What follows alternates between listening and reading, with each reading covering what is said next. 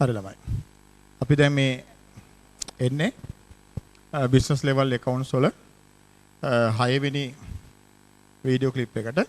අපි 6 වෙනි එකේදී පටන් ගන්නවා කියලා කිව්වේ දේපල පිරියත උපකරණ ප්‍රත්‍යාකරණය සම්බන්ධ සටහන් ටික කොහොමද තියන්නේ කියන එක.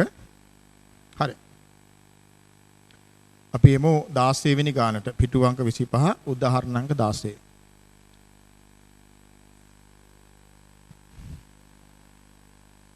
පිටු අංක 25 උදාහරණ අංක 16.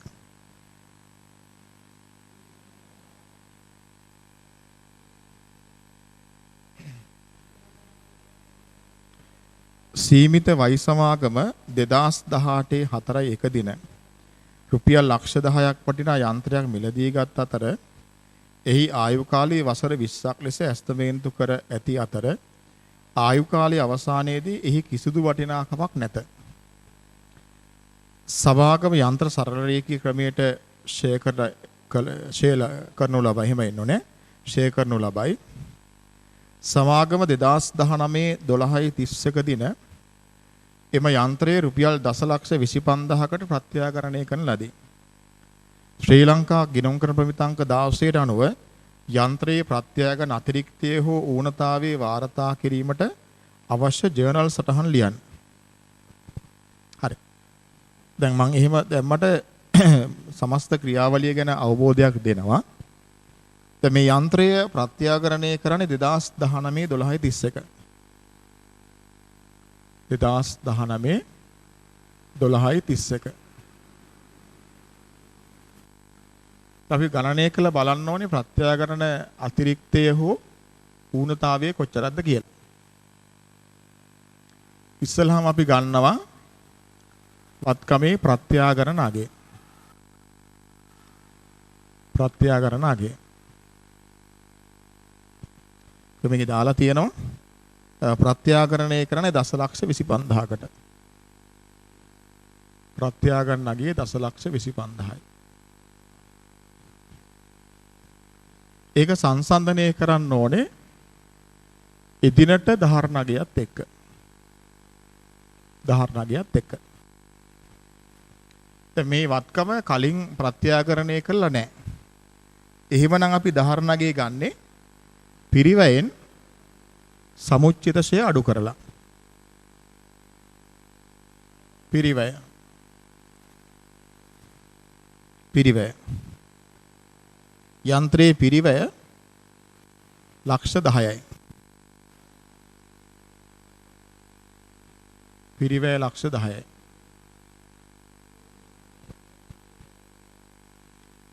අඩු කළා සමුච්චිත ෂය. අඩු කළා සමුච්චිත ෂය. මේ යන්ත්‍රය ගන්නේ 2018 4 දින ප්‍රත්‍යාකරණය කරන්නේ 2019 12/31. යන්ත්‍රයේ මිලදී ගත්ත දිනේ ඉඳලා ප්‍රත්‍යාකරණය කරන දිනය දක්වා ගත්තාම කාල පරිච්ඡේදය අවුරුද්දයි මාස 9ක් වෙනවා. එහෙනම් සමුච්චිත ෂය කියන්නේ අවුරුද්දයි මාස 9ක ෂය. අපි ෂය කරමු වත්කමේ ආයු කාලය අවුරුදු 20යි. සුළුමුන් අගයක් නැහැ.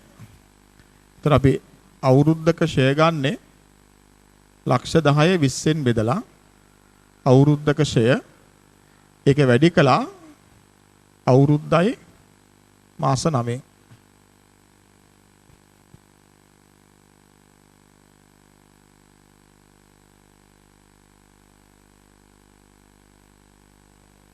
තර සමුච්චිත ෂය එනවා 87500.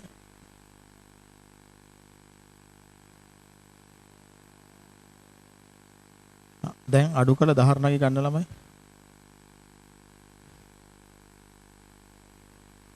ධාරණගේ 9,12,500යි.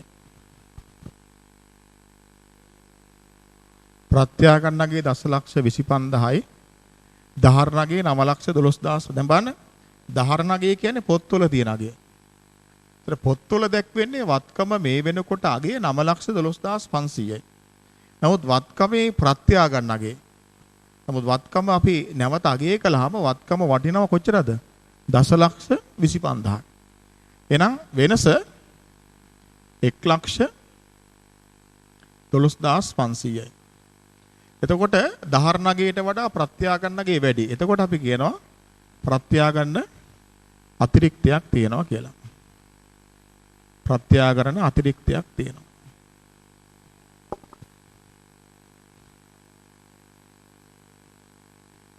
ප්‍රත්‍යාගරණ අතිරික්තයක් තියෙනවා 1,12,500ක.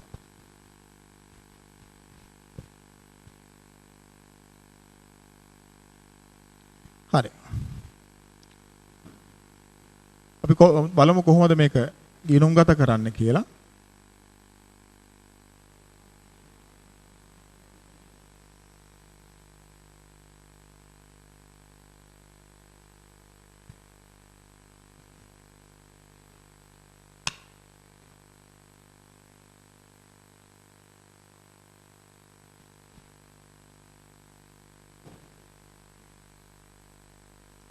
යන්ත්‍රය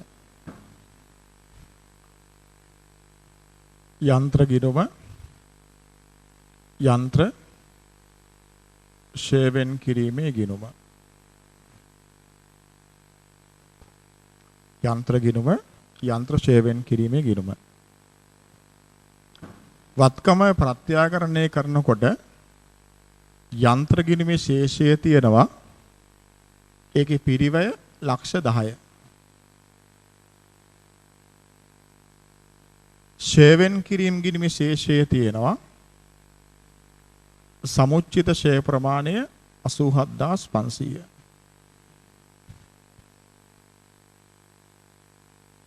අපි මුලින්ම කරන්නේ වත්කම ප්‍රත්‍යාකරණය කරද්දී ප්‍රත්‍යාකරණය කරන දින දක්වා සමුච්චිත ශේ ප්‍රමාණය ශේවෙන් කිරීමේ ගිණුමෙන් වත්කම් ගිණුමට මාරු කරලා වත්කම දහරණගයට පත් කර ගන්නවා. එහෙනම් ශේවෙන් කිරීම ගිණුමේ තියෙන 87500ක් ඒක යන්ත්‍ර ගිණුමට මාරු කරලා යන්ත්‍ර ගිණුම දහරණගයට ගන්නවා. එහෙනම් ශේවෙන් කිරීමේ ගිණුම හර යන්ත්‍ර ගිණුම බැර.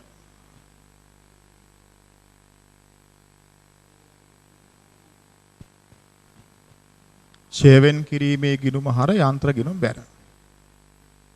දැන් එතකොට යන්ත්‍ර ගිණුමේ තියෙනවා වත්කම ප්‍රත්‍යාකරණය කරන වෙලාවේ මේ යන්ත්‍රයේ දහරණගේ.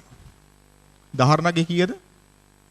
9,12,500. එතකොට පිරිවැය ලක්ෂ 10න් සමුච්චිත ශේ 87500 අඩු කළාම 9,12,500 තමයි දහරණගේ.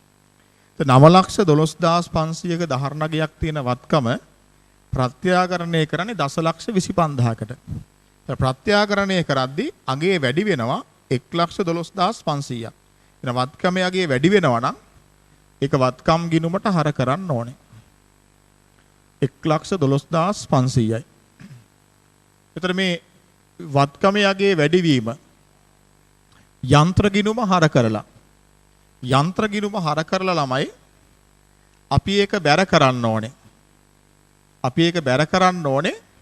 අපි ලාභහලාභ ප්‍රකාශනයේ හදනකොට ලාභහලාභ ප්‍රකාශනයේට පහලින් කොටසක් තියෙනවා වෙනත් විස්තීර්ණ ආදායම් ප්‍රකාශනය කියලා. වෙනත් විස්තීර්ණ ආදායම් ප්‍රකාශනය කියලා. වෙනත් විස්තීර්ණ ආදායම් ප්‍රකාශනය කියලා. අන්නේ වෙනත් විස්තීර්ණ ආදායම් ප්‍රකාශනයට තමයි මේ ප්‍රත්‍යාකරණ අතිරික්තය වැඩිවීම එන්නේ. ඒතර ඒ වැඩිවීම යන්ත්‍ර ගිණුම හර වෙනත් විස්තීර්ණ ආදායම් ප්‍රකාශනයට බැර වෙන්න ඕනේ. පැහැදිලිද? යන්ත්‍ර ප්‍රත්‍යාකරණ අතිරික්තය 1,12,500යි. මෙතන අපි ලියත හැකි වෙනත් විස්තීර්ණ ආදායම්. යන්ත්‍ර ගිණුම හර වෙනත් විස්තීර්ණ ආදායම් ප්‍රකාශනයේ බැර.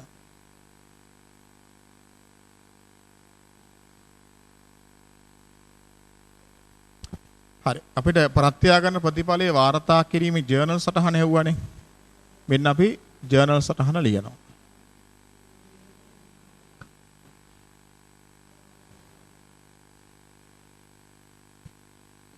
පොදු ජර්නලය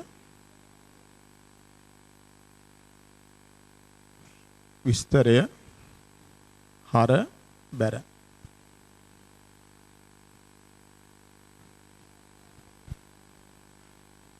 යන්ත්‍ර ගිණුම හර යන්ත්‍ර ගිණුම හර 112500යි වෙනත් විස්තීර්ණ ආදායම් ප්‍රකාශනයේ බැර වෙනත් විස්තීර්ණ ආදායම් බැර එහෙම ලියන්න.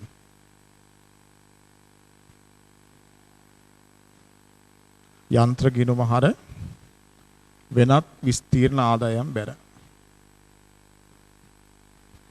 සලක්ෂය යන්ත්‍ර ප්‍රත්‍යාගන්න අතිරික්තය සටහන් කිරීම.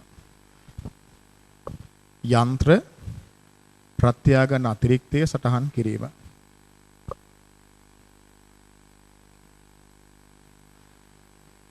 වත්කම ප්‍රත්‍යාකරණය කරද්දී අතිරික්තයක් ආවොත් ඒ අතිරික්තය වත්කම් ගිණුම හරකන අතිරික්තය කියන්නේ වත්කමයේ වැඩිවීම ඒක වත්කම් ගිණුම හර වෙනත් විස්තීර්ණ ආදායම් ප්‍රකාශනයේ බැර.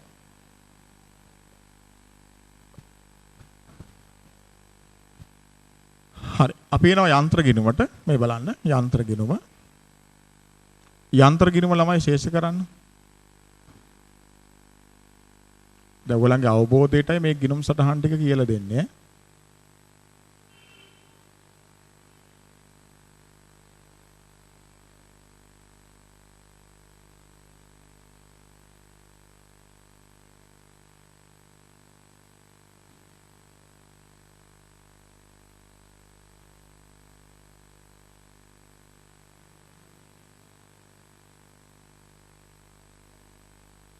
යන්ත්‍ර ගිණුමේ ශේෂය දසලක්ෂ 25000ක් වෙනවා.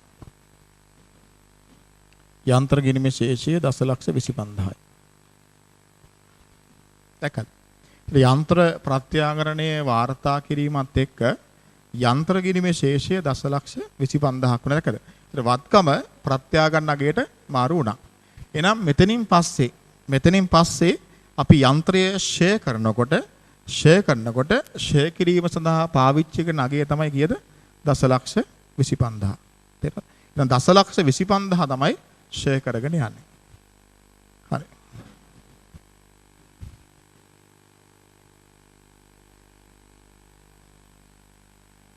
එන්න උදාහරණාංක 17. සීමිත ජයාපොදු සමාගමේ 2019-12-31 දිනට ගොඩනැගිලිවල දහරණගේ රුපියල් ලක්ෂ 5ක් වන අතර ඒවායේ එදිනට ප්‍රත්‍යාගන්න වටිනාකම 4,25,000කි. LKS 16 අනුව ගොඩනැගිලිවල ප්‍රත්‍යාගන්න අතිරික්තය හෝ ඌනතාවය වාර්තා කිරීමට අවශ්‍ය ජර්නල් සටහන් ලියන්න. හරි ඉස්සෙල්ලාම අපි ගණනය කරගමු ප්‍රත්‍යාගන්න අතිරික්තයද ඌනතාවයක්ද කියලා.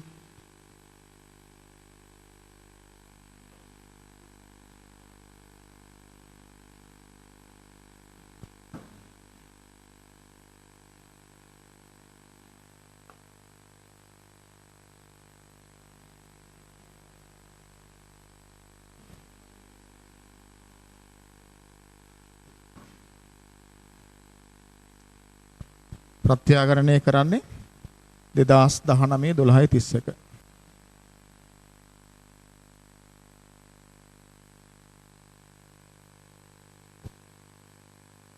ප්‍රත්‍යාකරණ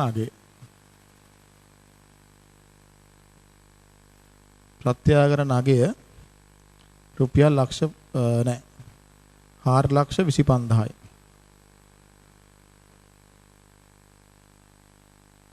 ලක්ෂ 25,000යි.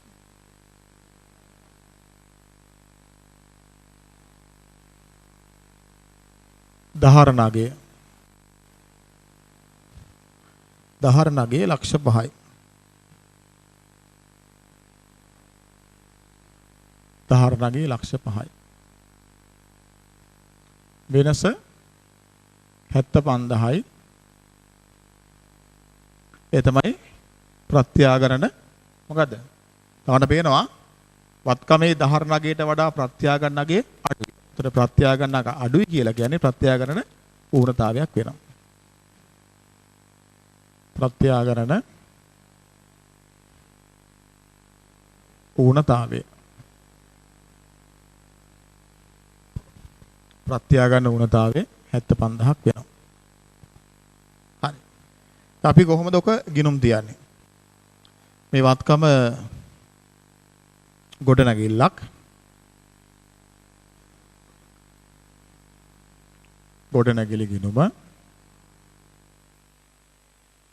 මේවා ගොඩනැගිලි ගිනුම දැන් ගොඩනැගිලි ගිනුමේ ළමයි දැන් අපි දැන් කලින් ගාන නම් පිරිවැ අපි වත්කම් ගිනුමේ මාරු කරලා පිරිවැ ශේෂය දාලා ඊළඟ සමුච්චිත ෂේඩ් එක වත්කම් ගිනුමට මාරු කරලා වත්කම දහරණගයට ගත්තා. මේ ගානේ කෙලින්ම අපිට වත්කමේ දහරණගේ දීලා තියෙනවා. දහරණගේ දීලා තියෙනවා. අපි කෙලින්ම දහරණගේ ලියාගමු. වෙන්න දහරණගය ලක්ෂ 5යි. ලක්ෂ 5ක දහරණගයක් තියෙන ගොඩනැගිල්ල තමයි 4,25,000කට ප්‍රත්‍යාගරණය කරන්නේ. එහෙනම් ගොඩනැගිල්ලේ අගය අඩුවීමක් තියෙනවා 75,000ක. ඒතර ප්‍රත්‍යාගරණයේදී ළමයි ඌනතාවයක් ආවොත් ඒක අපි දාන්නේ ළමයි ලාභහලාභ ප්‍රකාශනයට. ලාභහලාභ ප්‍රකාශනයට. ලාභහලාභ ගිණුමට. ලාභහලාභ ප්‍රකාශනය කෙනෙක් වල ගන්නවනේ ලාභහලාභ ගිණුම. එහෙනම් ගොඩනැගිල්ල ප්‍රත්‍යාගරණයේදී ඌනතාවයක් තියෙනවා 75,000ක. අගේ අඩුවීමක් තියෙනවා 75,000ක. ඒක ගොඩනැගිලි ගිණුම බැර. ගොඩනැගිලි ගිණුම බැර කරලා ලාභහලාභ ගිණුම හර වෙන්න ඕනේ. ඒතර අපි ලාභහලාභ ගිණුමට මේක හර කරන්නේ වෙනත් වියදමක් විදියට. වෙනත් වියදමක් විදියට. ගොඩනැගිලි ප්‍රත්‍යාගරණ ඌනතාවය රුපියල් 75,000යි. දැක්කද? ඒතර ගොඩනැගිලි ගිණුම බැර ලාභහලාභ ගිණුම හර. දැක්කද? ගොඩනැගිලි ගිණුමට බැර ලාභහලාභ ගිණුම හර. අපි ලියමු පොදු ජනලේ ජීවන සටහන. රූල් කරගන්න පොදු ජනලයක්.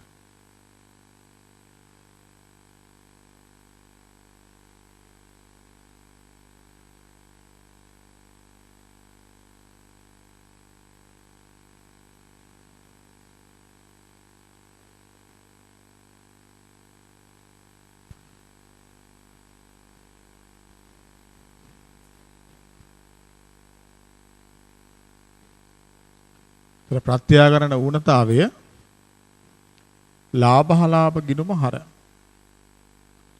ලාභහලාභ ගිණුම හර 75,000යි. ගොඩනැගිලි ගිණුම බැර. ගොඩනැගිලි ගිණුම බැර 75,000යි.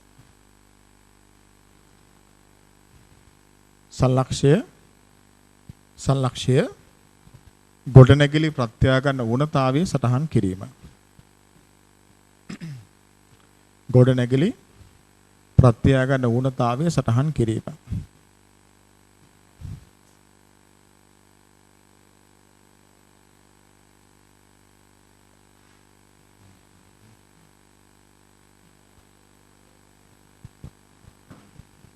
හරි. එන්න ගොඩනැගිලි ගිණුමට මේ ගොඩනැගිලි ගිණුම ශේෂ කරන්න.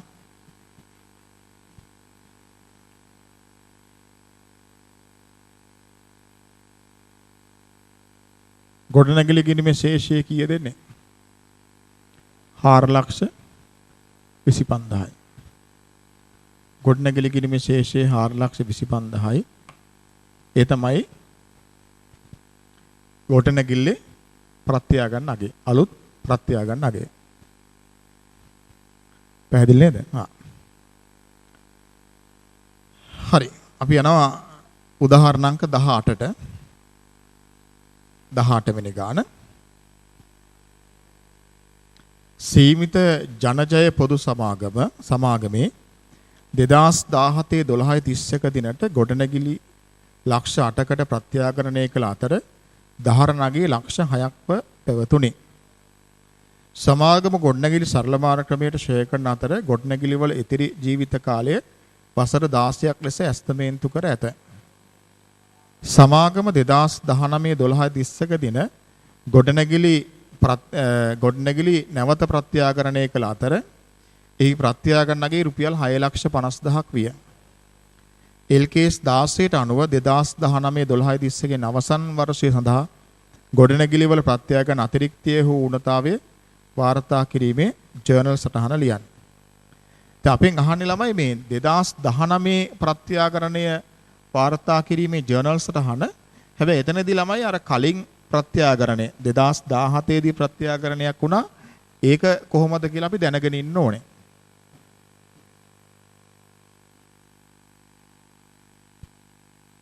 දැන් කලින් අපි කරපු ගණන් දෙකේදී පෙර ප්‍රත්‍යාකරණයක් තිබුණේ නැහැ.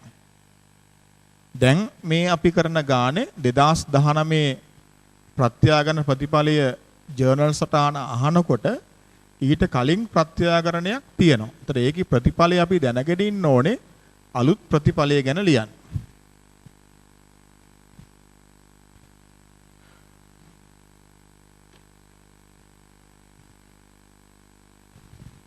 හරි මුලින්ම ප්‍රත්‍යාකරණය වෙන්නේ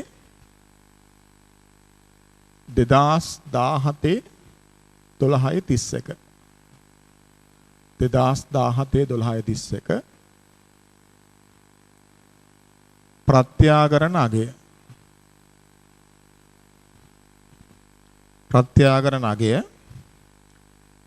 ලක්ෂ 8යි. ලක්ෂ 8යි.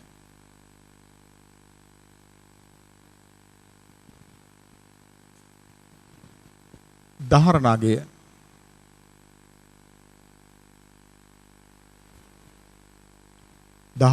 ලක්ෂ 6යි. දහර නගයේ ලක්ෂ 6යි. බලන්න. දහර නගයට වඩා ප්‍රත්‍යාකරණ නගය වැඩි. එන ලක්ෂ 2ක ප්‍රත්‍යාකරණ අතිරික්තයක්.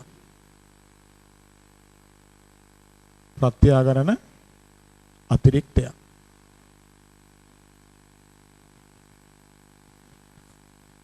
ප්‍රත්‍යාකරණ අතිරික්තය. දැන් අයි ප්‍රත්‍යාකරණය කරනවා 2019 12/31 2019 12/31 නැවත ප්‍රත්‍යාකරණය කරනවා. එතකොට ප්‍රත්‍යාකරණ නගය කීයද? ප්‍රත්‍යාකරණ නගය 6,50,000යි. ප්‍රත්‍යාකරණ නගය 6,50,000යි. ඒක සංසන්දනය කරන්න ඕනේ දහර නගයත් එක්ක. දැන් දහර නගය අපිට දෙන්නේ නැහැ. දහර නගය හොයාගන්න ඕනේ. කොහොමද දහර නගය හොයාගන්නේ? සාමාන්‍ය දහර නගය හොයාගන්නේ පිරිවයෙන් සමුච්චිතශය අඩු කරලා. නමුත් ළමයි 2019 12/31 දහර නගය හොයාගන්නකොට 2019 12/31 දහර නගය හොයාගන්නකොට පිරිවැයෙන් සමුච්චිතශය අඩු කළා කියලා ගන්න බෑ. මොකද ඒකට හේතුව 19 12/31 වෙනකොට වත්කමේ පිරිවැය නෙමෙයි එන්නේ. වත්කමේ පිරිවැය වෙනුවට කලින් ප්‍රත්‍යාකරණ නගය තමයි දැන් එන්නේ. එහෙනම් දැන් අපිට දහර නගය ගන්න වෙන්නේ පෙර ප්‍රත්‍යාකරණ නගයෙන්. පෙර ප්‍රත්‍යාකරණ නගයෙන් සමුච්චිතශය අඩු කරලා. කලින් ප්‍රත්‍යාකරණ නගය ලක්ෂ 8යි. ලක්ෂ 8යි. ඒකෙන් අඩු කරන්න ඕනේ සමුච්චිතශය. පෙර ප්‍රත්‍යාකරණ නගයෙන් සමුච්චිතශය අඩු කරන්න ඕනේ. සමුච්චිතශය අඩු කරන්න ඕනේ. අපි ලක්ෂ 8කට 2017 ප්‍රත්‍යාකරණය කළාම එදා අපි තීරණය කළා වත්කමේ අලුත් ආයු කාලය කීයද කියලා. වත්කමේ එදාට ඉතිරි ආයු කාලයේ ගානේ තියෙනවා අවුරුදු 16යි කියලා. එහෙනම් 2017 12:30කින් පස්සේ වත්කම ප්‍රත්‍යාකරණය මේ වත්කම ෂය කරගෙන ඉන්නේ ලක්ෂ 8කගේ අවුරුදු 16ක් පදනම් කරගෙන. එහෙනම් ලක්ෂ 8 16න් බෙදුවහම තමයි අවුරුද්දක ෂය එන්නේ.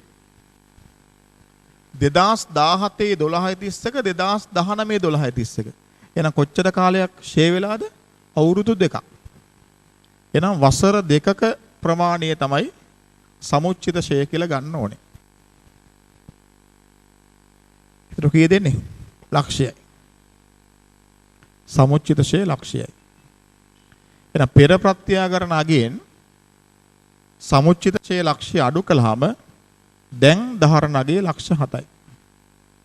දැන් ධාරණගේ ලක්ෂ 7යි. බලන්න. ලක්ෂ 7ක ධාරණගයක් තියෙන වත්කම ප්‍රත්‍යාකරණය කරන්නේ 6,50,000කට. එහෙනම් ධාරණගයට වඩා ප්‍රත්‍යාකරණගේ අඩුයි. එහෙනම් ප්‍රත්‍යාකරණ ඌනතාවයක්. එහෙනම් වෙනස 50,000යි ප්‍රත්‍යාකරණ ඌනතාවය. ප්‍රත්‍යාකරණ ඌනතාවය.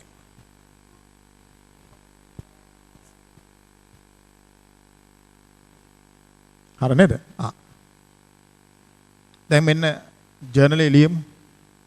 මේ බලන්න.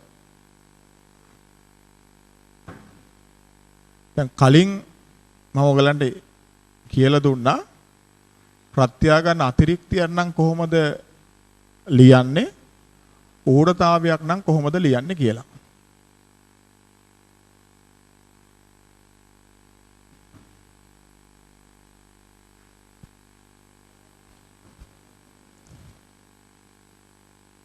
පොදු ජර්නලය මම මේකේ ඔයගලන්ගේ අවබෝධයට 2017 ප්‍රත්‍යාකරණ සම්බන්ධ ජර්නල් සටහනයි 2019 ප්‍රත්‍යාකරණයට අදාළ ජර්නල් සටහනයි දෙකම ලියනවා. හොඳයි. ඒ බලන්න. මුලින්ම ලියනවා 2017 12:30කට අදාළ ජර්නල් සටහන. 2017 12:30ක ප්‍රත්‍යාකරණයෙන් තියෙන්නේ අතිරික්තයක් ලක්ෂ 2ක. මේ වත්කම මොකද්ද? මේ වත්කම ගොඩනැගිල්ලක්. ගොඩනැගිල්ලක්. ඒතර ප්‍රත්‍යාකරණ අතිරික්තයක් තියෙනවා නම් ඒ කියන්නේ වත්කම යගේ වැඩිවීමක් ඒක ගොඩනැගිලි ගිණුම හර. ගොඩනැගිලි ගිණුම හර ලක්ෂ 2යි. වෙනත් විස්තීර්ණ ආදායම් බැර. වෙනත් විස්තීර්ණ ආදායම් බැර ලක්ෂ 2යි. ගොඩනැගිලි ගිණුම හර වෙනත් විස්තීර්ණ ආදායම් බැර.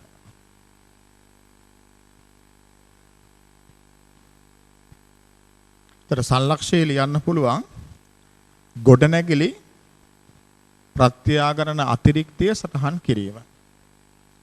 ගොඩනැගිලි ප්‍රත්‍යාකරණ අතිරික්තය සටහන් කිරීම.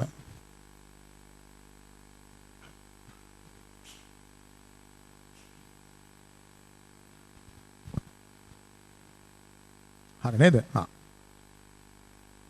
දැන් අපි එනවා 2019 12:30කට. 2019 12:30කට. 2019 12:30ක ළමයි අපිට තියෙන ප්‍රත්‍යාකරණ ඌනතාවයක්. ප්‍රත්‍යාකරණ ඌනතාවයක්. දැන් සාමාන්‍යයෙන් ප්‍රත්‍යාකරණ ඌනතාවයක් වුණොත් කොහොමද ලියන්නේ?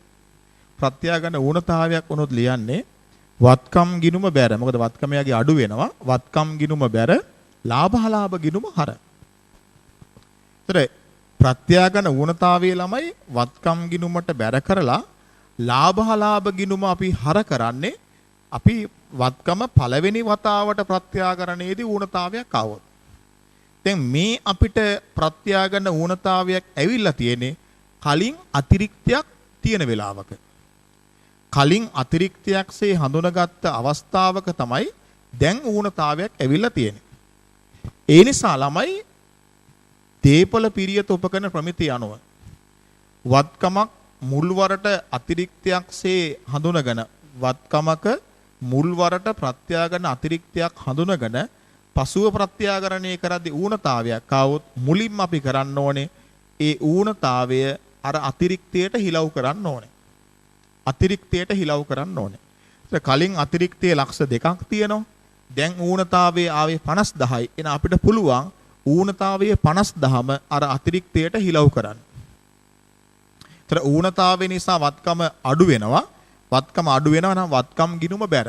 එහෙනම් ඌනතාවයේදී ගොඩනැගිල්ලේ අගේ අඩු වෙනවා. ගොඩනැගිලි ගිණුම බැර මේ බං. ඌනතාවයේදී ගොඩනැගිල්ලේ අගේ අඩු වෙනවා. ගොඩනැගිලි ගිණුම බැර. ගොඩනැගිලි ගිණුම බැර 50000යි. ඒ ඌනතාවේ ලාභ ගිණුම හර නෙමෙයි. ඒ ගොඩනැගිල්ලේ ඇතිවන ප්‍රත්‍යාගන්න ඌනතාවය මේ තියෙන අතිරික්තයෙන් අඩු කරන්න ඕනේ. මේ තියෙන අතිරික්තයෙන් අඩු කරන්න නම් වෙනත් විස්තීර්ණ ආදායම් වලට හර කරන්න ඕනේ.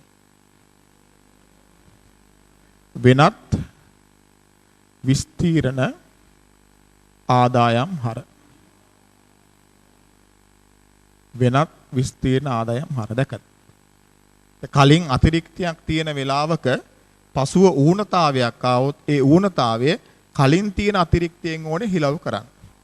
එතකොට වෙනත් විස්තීර්ණ ආදායම් හර කරලා ගොඩනැගිලි ගිණුමට බැර වෙනවා. ගොඩනැගිලි ගිණුමට බැර වෙනවා.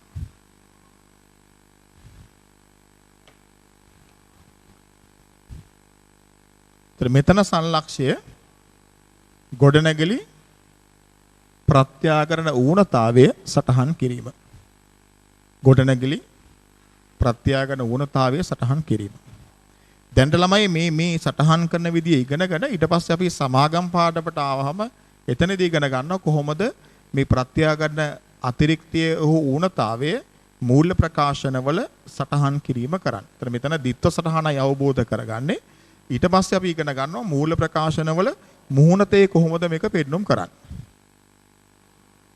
හරි.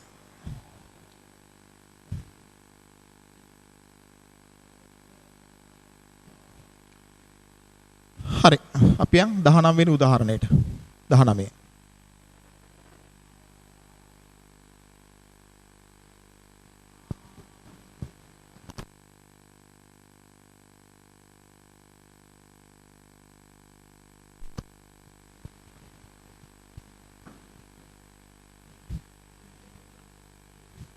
සීමිත කවල් පොදු සමාගමේ 2018 3:30ක දිනට මෝටර වාහන රුපියල් ලක්ෂ 5කට ප්‍රත්‍යාකරණය කළ අතර ඉදිනට දහරණගේ රුපියල් 4,50,000ක් පැවතුණි. සමාගම මෝටර රථ සරල මාර්ග ක්‍රමයට ෂෙයා කරන අතර මෝටර රථ වාහනවල ඉතිරි ඵලදා ජීවිත කාලය වර්ෂ 8ක් එසේ ඇස්තමේන්තු කර ඇත. සමාගම 2019 12:30ක දින මෝටර වාහන නැවත ප්‍රත්‍යාකරණය කළ අතර ඒ ප්‍රත්‍යාකරණගේ ලක්ෂ 3ක් විය. අපි නිලන්නේ LKS 16 අනුව 2019 12:30කින් අවසන් වර්ෂය සඳහා මෝටර වාහනවල ප්‍රත්‍යාගන අතිරික්තය හෝ ඌනතාවයේ වාර්තා කිරීමට අවශ්‍ය ජර්නල් සටහන්. අපි ඉස්සෙල්ලාම ළමයි කලින් වගේ කලින් ප්‍රත්‍යාගණයත් ඊට පස්සේ ප්‍රත්‍යාකරණයත් ඒ ප්‍රතිඵල ටික ගණනය කරගෙන ඉමු.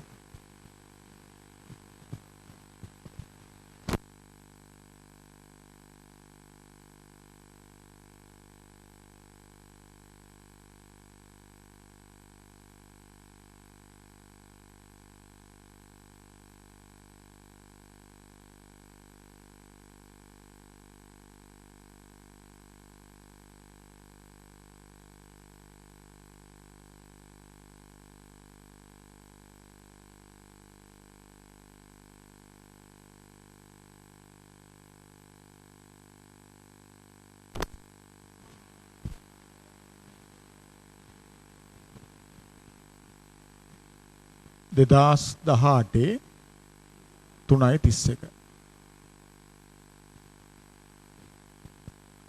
2018 3:31 මෝටර වාහන ලක්ෂ 5කට ප්‍රත්‍යාගරණය කළා. දහරණගේ 4,50,000යි. ප්‍රත්‍යාගරණගේ ලක්ෂ 5යි.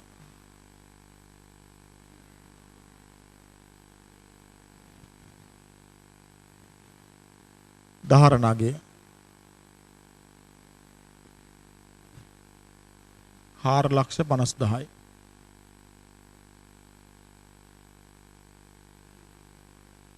වෙනස 50,000යි.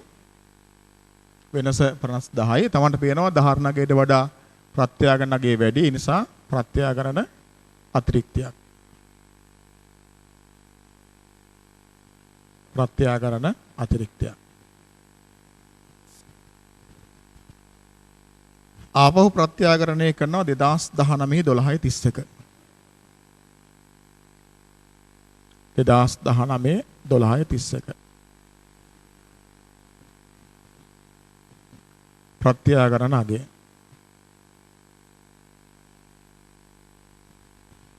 2019 12:31 ප්‍රත්‍යාගරණ අගය ලක්ෂ 3යි.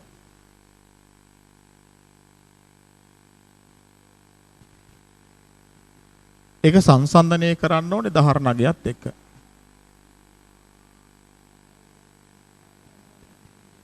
දහරණගයත් එක්ක. දහරණගය ගන්නවා මුලින්ම පෙර ප්‍රත්‍යාගරණගය. පෙර ප්‍රත්‍යාගරණගය ලක්ෂ 5යි. පෙර ප්‍රත්‍යාගරණගය ලක්ෂ 5යි. ඒකෙන් අඩු කළා සමුච්චිත ෂය. සමුච්චිත ෂය. අර මුලින්ම ප්‍රත්‍යාගරණය කළාම මෝටර වාහනවල ආයු කාලය ඇස්තමේන්තු කරලා තියෙනවා. එතනදී ආයු කාලය අවුරුදු 8ක් කියලා තමයි අරගෙන තියෙන්නේ. එහෙනම් එතකොට කලින් ප්‍රත්‍යාගරණය කරන්නේ ලක්ෂ 5කට. ඒ ලක්ෂ 5 තමයි අපි ෂය කරගෙන එන්නේ අවුරුදු 8ක ආයු කාලයක් පදනම් කරගෙන. වසර 8ක ආයු කාලයක් පදනම් කරගෙන. එතකොට මේක ලක්ෂ 5 වුණේ 2018 3:30ක. එහෙනම් කොච්චර කාලයක් ෂේ වෙලා තියෙනවද 2019 12:31 වෙනකොට? කොච්චර කාලයක්ද? අවුරුද්දයි මාස 9ක් තියෙනවා. එහෙනම් සමුච්චිත ෂය කියන්නේ අවුරුද්දයි මාස 9ක ෂය. අවුරුද්දයි මාස 9ක ෂය.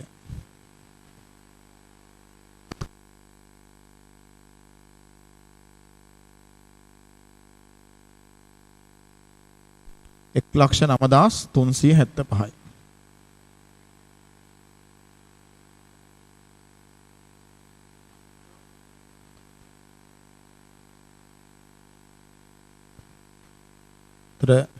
දහරණගය එනවා 3,90,625යි. 3,90,625යි.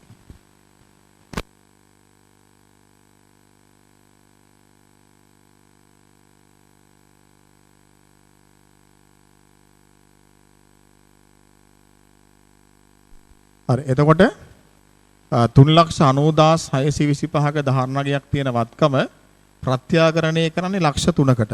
එහෙනම් වෙනස 90,625යි. Tamanට පේනවා දහරණගයට වඩා ප්‍රත්‍යාගරණගයේ කුඩයි. එහෙනම් ප්‍රත්‍යාගරණ ඌනතාවයක්. ප්‍රත්‍යාගරණ ඌනතාවයක්. ප්‍රත්‍යාගරණ ඌනතාවයක් 90,625ක. හරි අපි බලමු කොහොමද මේක ගිණුම්ගත කරන්න කියලා. රූල් කරගන්න පොදු ජනලයක්. අපි අවුරුදු දෙකේම ප්‍රත්‍යාගරණ ප්‍රතිඵල එළියමු ඈ.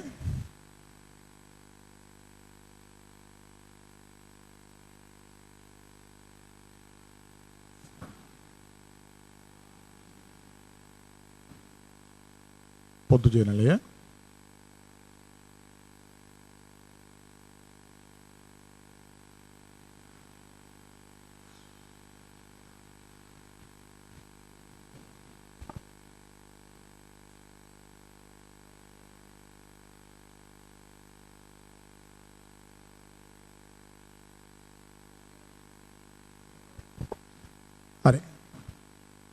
මුලින්ම ප්‍රත්‍යාකරණය කරන්නේ 2018 3:31. 2018 3:31 ප්‍රත්‍යාකරණය කළාම ප්‍රත්‍යාකරණ අතිරික්තයක් තියෙනවා. මේ වත්කම මොකද්ද? මේ වත්කම මෝටර වාහන. මෝටර වාහන ප්‍රත්‍යාකරණය කරද්දී මුලින්ම 2018 3:31 එන්නේ අතිරික්තයක්. අතිරික්තයක් නම් අගේ වැඩිවීම මෝටර වාහන ගිණුම හර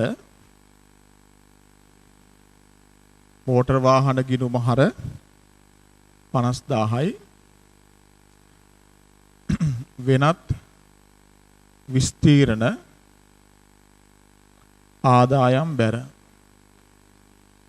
වෙනත් විස්තීර්ණ ආදායම් බැර 50000යි. මෝටර වාහන ගිණුම හර වෙනත් විස්තීර්ණ ආදායම් බැර. සංලක්ෂය මෝටර වාහන ප්‍රත්‍යාගන අතිරික්තය සටහන් කිරීම. මෝටර වාහන ප්‍රත්‍යාගන අතිරික්තය සටහන් කිරීම.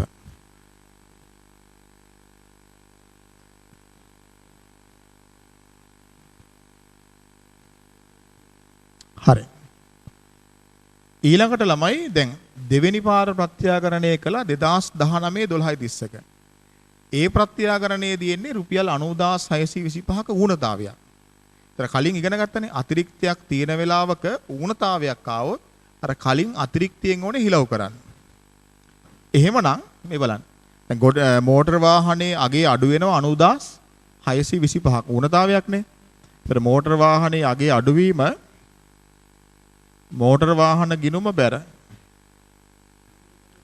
90625යි. බැර කරලා එතන ඒ ඌනතාවය කලින් අතිරික්තයට හිලව් කරන්න ඕනේ. කලින් අතිරික්තය තියෙන්නේ 50000යි. එහෙනම් ඌනතාවයෙන් හිලව් කරන්න පුළුවන් රුපියල් 50000ක අතිරික්තයක් වෙනකන් විතරයි. එහෙනම් මේ ඌනතාවයෙන් කලින් අතිරික්තයට හිලව් කරන්න වෙනත් විස්තීර්ණ ආදායම් වලට හර කරන්න ඕනේ 50000ක්. කලින් අතිරික්තය තියෙන්නේ 50000යි. ඒ අතිරික්තයේ 50000ට මේ ඌනතාවයේ හිලව් කරනවා. හැබැයි හිලව් කරන්න පුළුවන් වෙන්නේ 50000ක් විතරයි. මොකද අතිරික්තයේ තිබුණේ 50000යි. හැබැයි ඌනතාවයේ 90000ක් ආවා. 90625ක්. එහෙනම් අතිරික්තයෙන් හිලව් කරන්න බැරි වෙච්ච තව තියෙනවා 40625ක්. එහෙනම් ඒ හිලව් කරන්න බැරි වෙච්ච ඌනතාවයේ 40625 අර සාමාන්‍ය විදිහට ලියනවා. කොහොමද? ඌනතාවය අපි ආවොත් සාමාන්‍යයෙන් අපි දාන්න ඕනේ ලාභහලාභ ගිණුමට. ඌනතාවයක් ආවොත් සාමාන්‍යයෙන් අපි දාන්න ඕනේ ලාභහලාභ ගිණුමට. දැන් මෙතන අතිරික්තයක් කලින් තියෙන හින්දා තමයි ඌනතාවයේ අතිරික්තයට හිලව් කරේ. ඒතර අතිරික්තයට හිලව් කරන්න බැරි වෙච්ච ඌනතාවය අපි සාමාන්‍ය විදියට ලාභහලාභ ගිණුමට ගන්නවා. එහෙනම් ලාභහලාභ ගිණුම හර 40625යි. ලාභහලාභ ගිණුම හර 40625යි. සංලක්ෂය ලියන්න. මෝටර වාහන ප්‍රත්‍යාගන ඌනතාවය සටහන් කිරීම. මෝටර වාහන ප්‍රත්‍යාකරණ ඌනතාවය සටහන් කිරීම.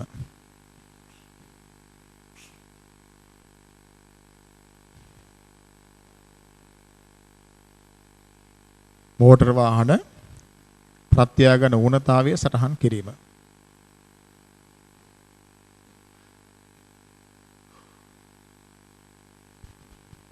හරි. දැන් ළමයි මම ඔක මේ පෙන්නුවොත් එහෙම කොහොමද අපි මේ ලාභහලාභ ප්‍රකාශනයේ පෙන්වන්නේ?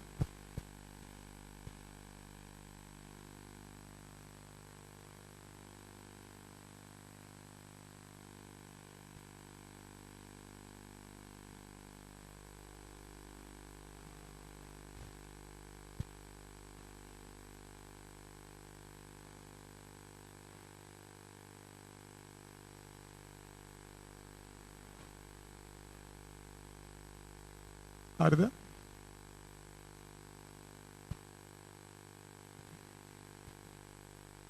ලාභහලාභ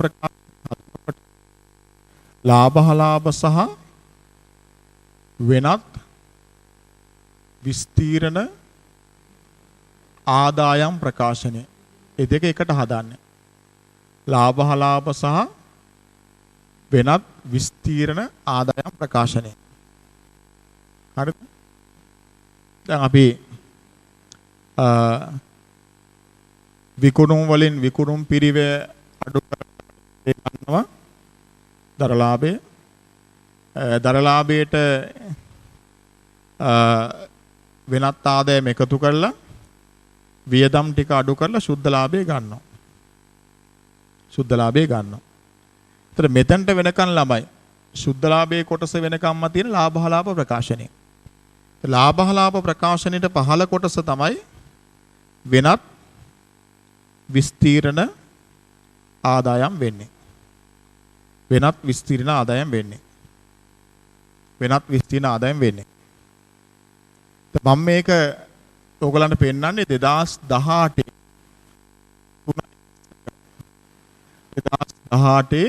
3.30ක ප්‍රත්‍යාගන්න ප්‍රතිඵලය කොහොමද ලියන්නේ? 2018 3.30ක ළමයි ප්‍රත්‍යාකරණයෙන් තියෙන්නේ අතිරික්තයක්. ඒ අතිරික්තය වෙනත් විස්තීර්ණ ආදායම් වල පෙන්නනවා නේ. මෝටර වාහන ප්‍රත්‍යාකරණ අතිරික්තය.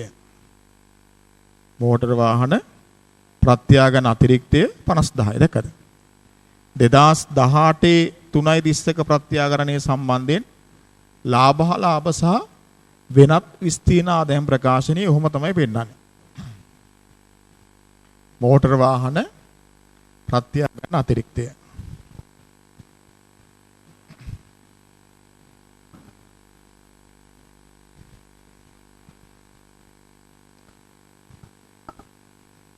හරිද? මේ මම පෙන්නුවේ 2018 3.30ක ප්‍රත්‍යාගන ප්‍රතිඵලය.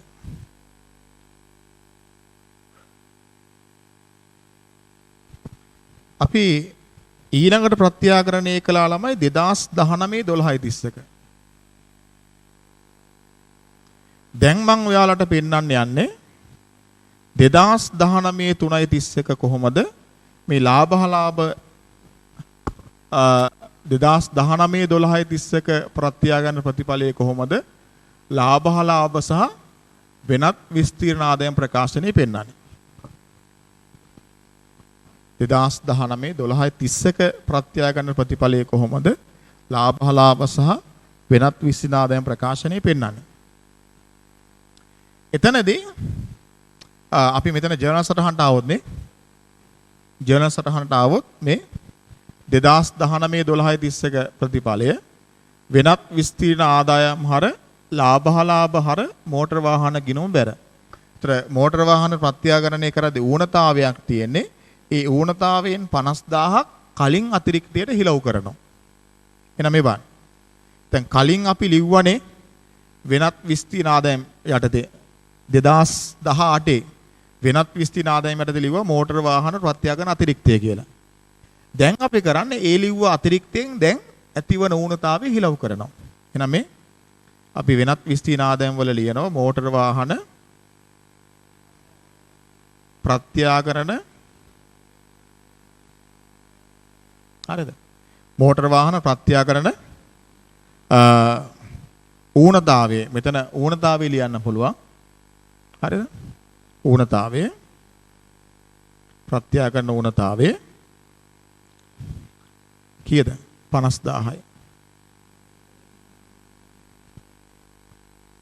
මෝටර වාහන ප්‍රත්‍යාකරණ ඌනතාවය 50000යි.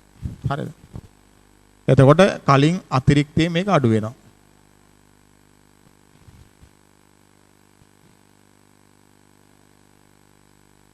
හරිද? එහෙම නැත්තම් මේ ප්‍රත්‍යාකරණ ඌනතාවය කියන එක වෙනුවට අපිට පුළුවන් මෝටර වාහන ප්‍රත්‍යාකරණ අතිරික්තය ප්‍රතිවර්ත කිරීම රිවර්ස් කිරීම අපි මේ කරන්නේ රිවර්ස් කරන එක. කලින් අපි අතිරික්තයක් විදියට හඳුනාගත් එක ආපසු ගලපනවා. දැකද? මෝටර වාහන ප්‍රත්‍යාගන අතිරික්තය ප්‍රතිවර්ත කිරීම. ප්‍රතිවර්ත කිරීම කියලා 50000 ඔන්න ඍණ කියලා පෙන්නවා. හරිද? එතකොට මේ දෙකෙන් එකක් ලියන්න පුළුවන් ඈ. හරි. දැන් මේ අපි කලේ කලින් අතිරික්තය හිලව් කරාට පස්සෙත් තව ඌනතාවයක් තියෙනවා. ඒ ඌනතාවය අපි දාන්න ඕන ලාභහලාභ ගිණුමට. ලාභහලාභ ගිණුමේ වෙනත් වියදම් වලට. වෙනත් වියදම් වලට ඒකේ ලියන්නේ කෙලින්ම මෝටර වාහන ප්‍රත්‍යාගරණ ඌනතාවය. ඌනතාවය කීයද? 40625යි. එකද? මම මෙතන ඕන වෙනම වියදම් වලට තීරුවක් පෙන්නුවොත් 40625යි. 40625යි. හරි. ඒකත් වෙන්නේ සුද්ධ ලාභය ගන්නකොට ඉස්සරහට ගිහිල්ලා ඒ 40625ත් අඩු වෙන එක. දැක්කද?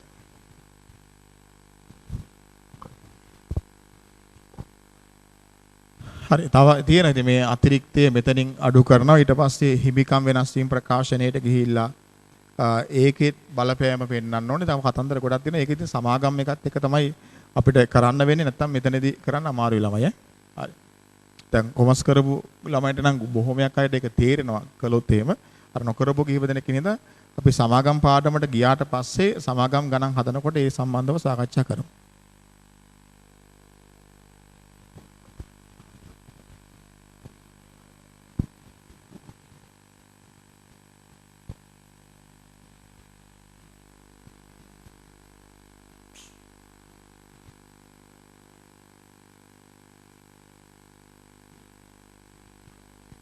හරි ළමයි. අපි එහෙනම් යමු උදාහරණාංක 22ට. උදාහරණාංක 22. සමන්ගේ ව්‍යාපාරයේ ගොඩනැගිලි සම්බන්ධව පහත තොරතුරු ඔබට සපයා ඇත. ගොඩනැගිලි වල ප්‍රත්‍යාගන්නගේ ලක්ෂ 12යි. ගොඩනැගිලි ෂේවෙන් කිරීම ගිණුම 4,80,000යි. ප්‍රත්‍යාගන්න සංචිතයේ 1,90,000යි. ගොඩනැගිලි උපලබ්ධියෙන් ලද මුදල් 10,60,000යි. ප්‍රත්‍යාගන්න සංචිතය නිරූපණය කරන්නේ මීට වර්ෂ කිහිපයකට පෙර ගොඩනැගිලි ප්‍රත්‍යාගරණයෙන් ලද අතිරික්තයයි. ගොඩනැගිලි ඉවත් කිරීම පිළිබඳ සමාගමේ මූල ප්‍රකාශනවල නිරූපණය කරන ආකාරය දක්වන්න. හරි. අපි තමයි මේ රූල් කරගමු.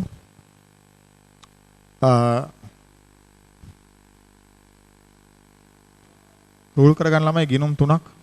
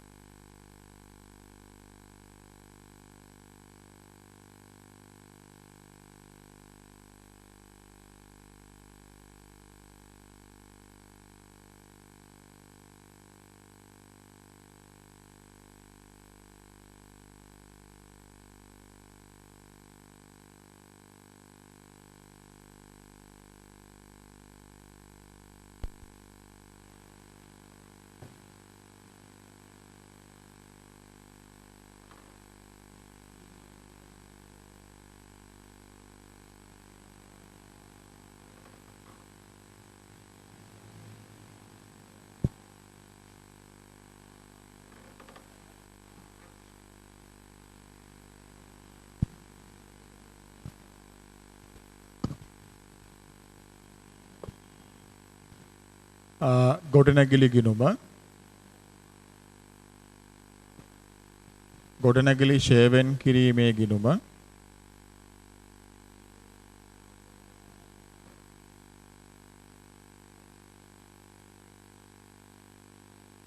ගොඩනැගිලි ඉවත් කිරීමේ ගිණුම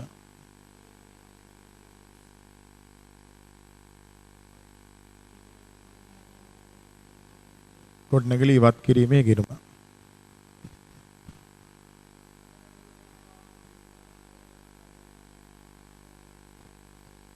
හරි නේද? ඊට අමතරව ළමයි දැන් මම මෙතනදී නම් පොඩ්ඩක් මේක මේ හිමිකම් වෙනස් වීම ප්‍රකාශනය කියන එක පෙන්වන්න ඕනේ. ඒක ළමයි පොඩි දල අවබෝධයක් තමයි ගන්නෙ.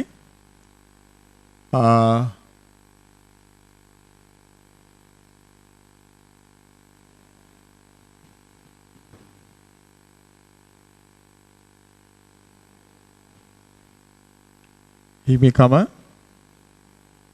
වෙනස් වීමේ ප්‍රකාශනය.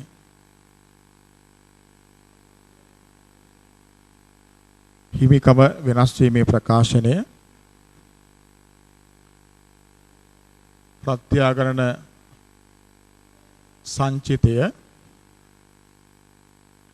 රඳවාගත් ලාභය.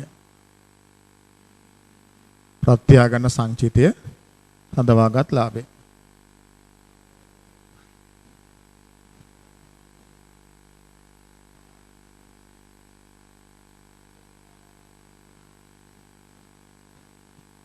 හරි නේද? වෙන්න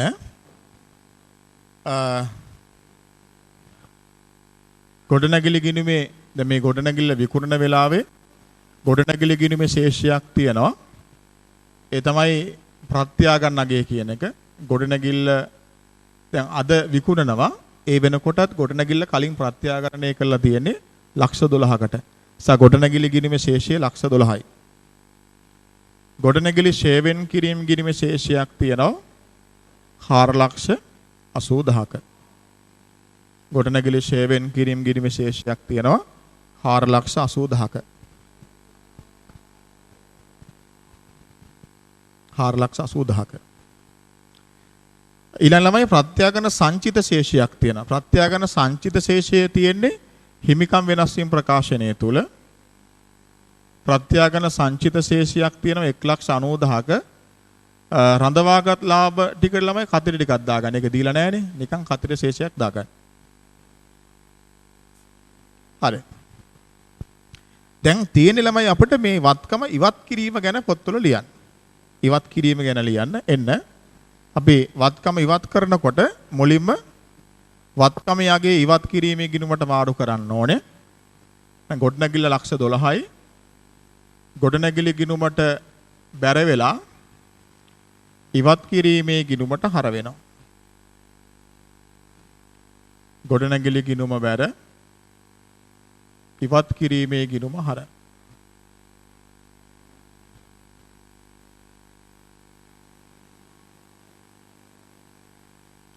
තොර ගොඩනැගිලි ගිණුම පියවි යනවා.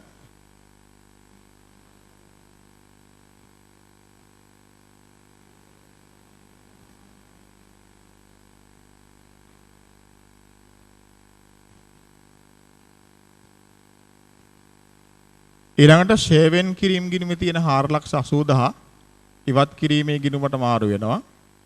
ෂේවෙන් කිරීමේ ගිණුම හර ඉවත් කිරීමේ ගිණුම බැර.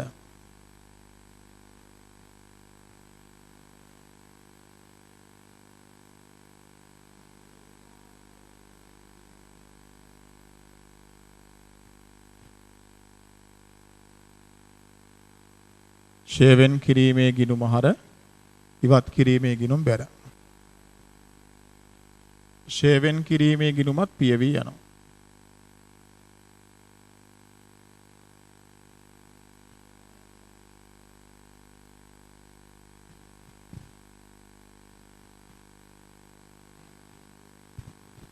හරි. ඊළඟ ළමයි ගොඩනැගිල්ල විකිණීමෙන් ලැබෙන මුදල ගොඩනැගිලි උපලබ්ධියෙන් ලද මුදල් කියලා තියෙන්නේ 10,60,000යි. ඒක ඉවත් කිරීමේ ගිණුම බැර. මුදල් 10,60,000යි.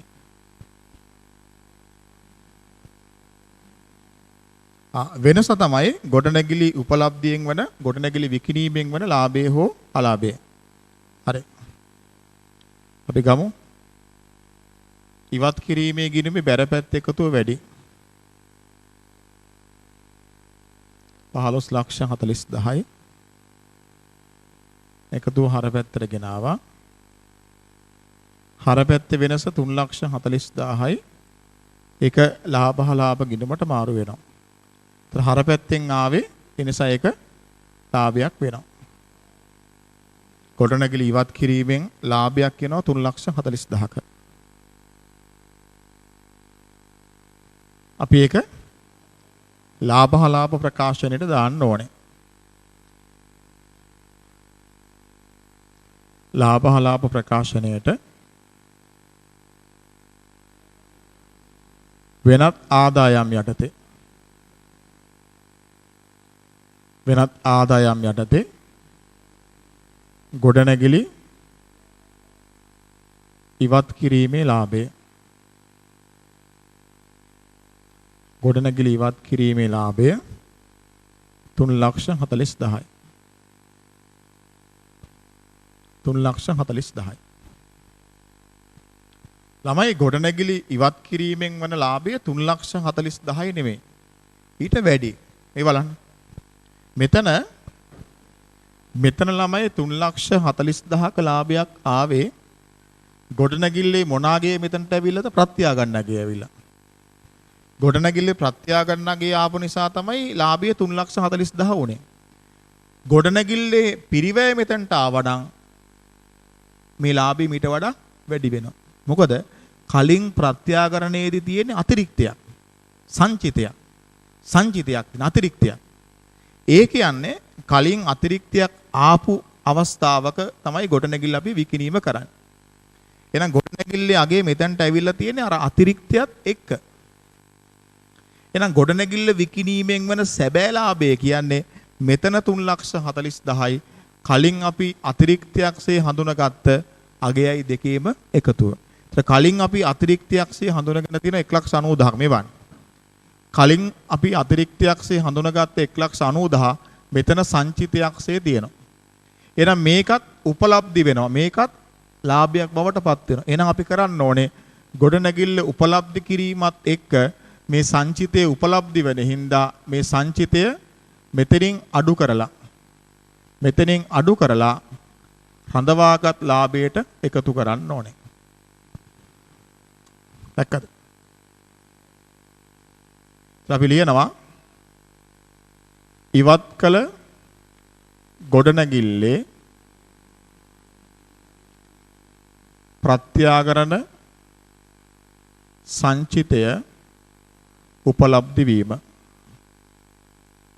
ඉවත් කළ ගොඩනැගිල්ලේ ප්‍රත්‍යාගරණ සංචිතය උපලබ්ධි වීම. දැක්කද? එහෙනම් වත්කම ඉවත් කිරීමත් එක්ක මේ සංචිතය උපලබ්ධි වෙනවා. ඒ උපලබ්ධි වීම සංචිතයෙන් ඉවත් කරලා ලාභයට එකතු කරන්න ඕනේ. මම හිතන්නේ ඕක ඒ ලෝල වලදී ඉගෙන ගන්න නෑ. ඔයගොල්ලෝ අලුතින් ඉගෙන ගන්න කාරණයක්.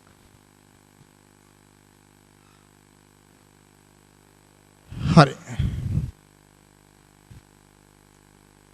අපි එනවා ළමයි 23 වෙනි උදාහරණයට. හැබැයි වැඩේ තියෙන්නේ 23 ළමයි මේකේ 23 වෙනි උදාහරණ අපිට එන්නේ කෙටි ප්‍රශ්න නිසා අපිට මේ වාර්තා කිරීම වල ගණනය කිරීම වල අවබෝධයක් තමයි අවශ්‍ය වෙන්නේ.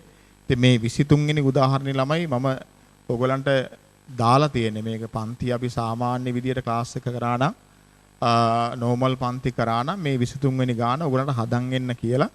ඉතින් අමාරු දේවල් සාකච්ඡා කරන එක තමයි ඔයගලන්ගේ මොන හරි නොදන්න කාරණා තියෙනවා නම් ඒක අහන එක තමයි කරන්නේ. දැන් මේ 23 වෙනි ගාන පන්තියේ මෙහෙම සාකච්ඡා කරන්නේ නැහැ. මේක ලොකු වෙලාවක් යනවා.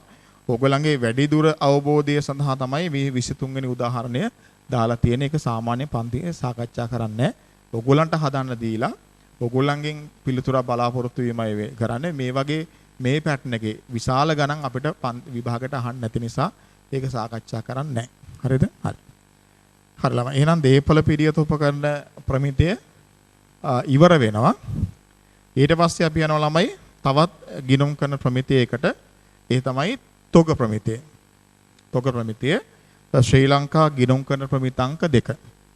ශ්‍රී ලංකා ගිණුම් කරන ප්‍රමිතාංක 2 තොග ප්‍රමිතියට අපි යනවා.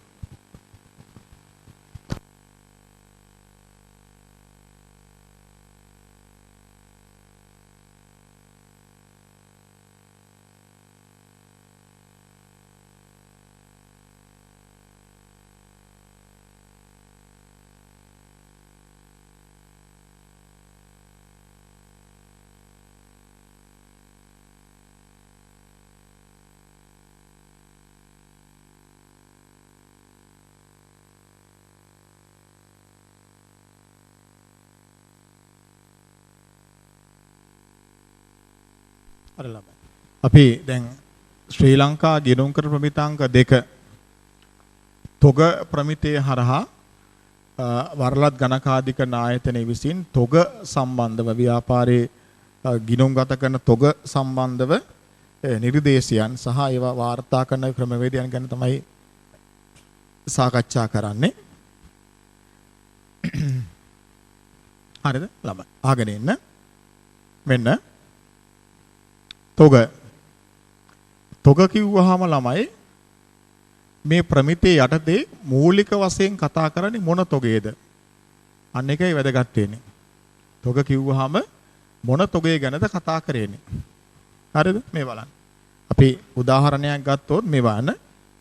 අපි දරලාභය ගණනය කරද්දී දරලාභය ගන්නේ විකුණුම් අපි හිතමු ලක්ෂයයි කියලා. අඩු කළා විකුණුම්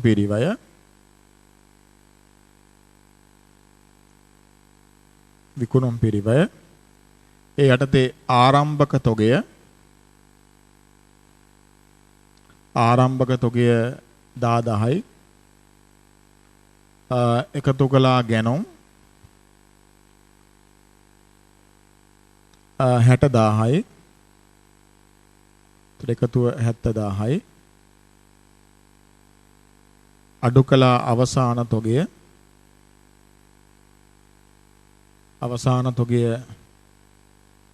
15000යි විකුණුම් පිරිවැ 55000යි විකුණුම් වලින් විකුණුම් පිරිවැ අඩු කළාම දරලාභය 45000යි දරලාභය 45000යි. හරි. දැන් ළමයි මම මේ දරලාභය ගණනය කරද්දී ලියපු අවසාන තොගේ 15000 කියන එක කපලා මම මෙතන අවසාන තොගේ විදියට 20000 ගන්නවා. අවසාන තොගේ විදියට 15000 වෙනුවට 20000 ගන්නවා. එහෙනම් දැන් විකුණුම් පිරිවැය ලැබෙන්නේ 70000න් අවසාන තොගේ 20000ක් අඩු වෙලා. එතකොට විකුණුම් පිරිවැය 55000 නෙමෙයි විකුණුම් පිරිවැය 50000 වෙනවා. එහෙනම් විකුණුම් වලින් විකුණුම් පිරිවැය අඩු කළාම දරලාභය කීයද? දරලාභය 50000යි. දැකද? දැන් මම මොකද්ද කළේ? අවසාන තොගේ 15000 කියන එක 20000 කළා. අවසාන තොගේ 5000කින් වැඩි කළා. අවසාන තොගේ 5000කින් වැඩි කිරීමත් එක්ක විකුණුම් පිරිවැය 5000කින් අඩු වෙලා දරලාභය 5000කින් වැඩි වුණා. එහෙනම් ව්‍යාපාරයේ අවසාන තොගේ වැඩි කරපු ගමන් මොකද වෙන්නේ? ව්‍යාපාරයේ ලාභය වැඩි කරලා පෙන්නනවා. දරලාභය වැඩි වෙලා පෙන්නනවා. එහෙනම් ව්‍යාපාරයේ තොගේ සහ ලාභය අතර ඍජු සම්බන්ධතාවයක් තියෙනවා. ඒතර ව්‍යාපාරයේ කළමනාකාරීත්වයේ නොහැකියාව ඒගොල්ලන්ගේ අඩුපාඩුකම් වහගන්න ඒගොල්ලන්ට පුළුවන් ව්‍යාපාරයේ අවසාන තොගේ වැඩි කරලා පෙන්නන්න.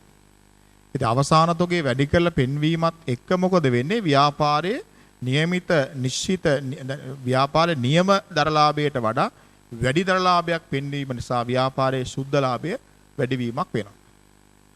එතකොට වරලත් ගණකාධිකරණ ආයතනය මෙන්න මේ හේතුව නිසා ව්‍යාපාරයේ තොග සඳහා වෙනමම ප්‍රමිතියක් ඉදිරිපත් කරලා තියෙනවා. ව්‍යාපාරයේ තොග සඳහා වෙනම ප්‍රමිතියක් ඉදිරිපත් කරලා තියෙනවා. ඒතර ඒ හරහා අපිට පුළුවන්කම ලැබෙනවා ව්‍යාපාරයේ ලාභයට ඇතිවන මේ ඍජු බලපෑම අවම කරගන්න. පැහැදිලිද? හරි. එතකොට අනිත් එක තමයි ළමයි දැන් අපි මම මෙතන කිව්වා දැන් තොග කතා කරද්දී අවසාන තොගය ගැන. දැන් අවසාන තොගය මේ අවුරුද්දේ අවසාන තොගය තමයි ඊළඟ වර්ෂයේ ආරම්භක තොගය වෙන්නේ. මේ වර්ෂයේ අවසාන තොගය තමයි ඊළඟ වර්ෂයේ ආරම්භක තොගය වෙන්නේ. එතකොට දැන් ආරම්භක තොගය කියලා එකක් ගණනය වෙන්නේ නැහැ. ආරම්භක තොගය කියලා එකක් ගණනය කරන්නේ අපි ගණනය කරන අවසාන තොගය ඔටෝමැටිකලි ඊළඟ වර්ෂයේ ආරම්භක තොගය වෙනවා. දැන් මේ අවුරුද්දේ එතකොට අවසාන තොගය වරද්දලා හැදුවොත් වැඩියෙන් ගණනය කළොත් එහෙම ඒ බලපෑම ඊළඟ වර්ෂයටත් යනවා. ඊළඟ වර්ෂයටත් යනවා. පැහැදිලිද? ඒ නිසා තමයි ව්‍යාපාරයේ තොග සඳහා වෙනමම ප්‍රමිතියක් තියෙන්නේ. හරි. එතකොට තොගේ කිව්වහම මෙතනදී අපි විශේෂයෙන් සැලකිල්ලට ගන්නෙ ව්‍යාපාරයේ අවසාන තොගේ ගැන. අවසාන තොගේ. අවසාන තොගේ. දැන් අපි කතා කරනකොට ව්‍යාපාරයේ තොග. දැන් අපි පොදු ගත්තාම දැන් නිෂ්පාදන ව්‍යාපාර තියෙනවා, ඊළඟට නිමි භාණ්ඩ මිලදීගෙන අලෙවි කරන ව්‍යාපාර තියෙන. එතන මේ සියලු ව්‍යාපාර සඳහා තොගේ පොදුවේ කතා කරන්න ඕනේ. එතකොට අපි ගත්තාම තොග පොදුවේ ගත්තාම තොග වර්ග තුනක් අපිට හඳුනා ගන්න පුළුවන්. එකක් තමයි අමුද්‍රව්‍ය තොග. ඊළඟට නොනිමි තොග. ඊළඟට තමයි නිමි භාණ්ඩ තොග.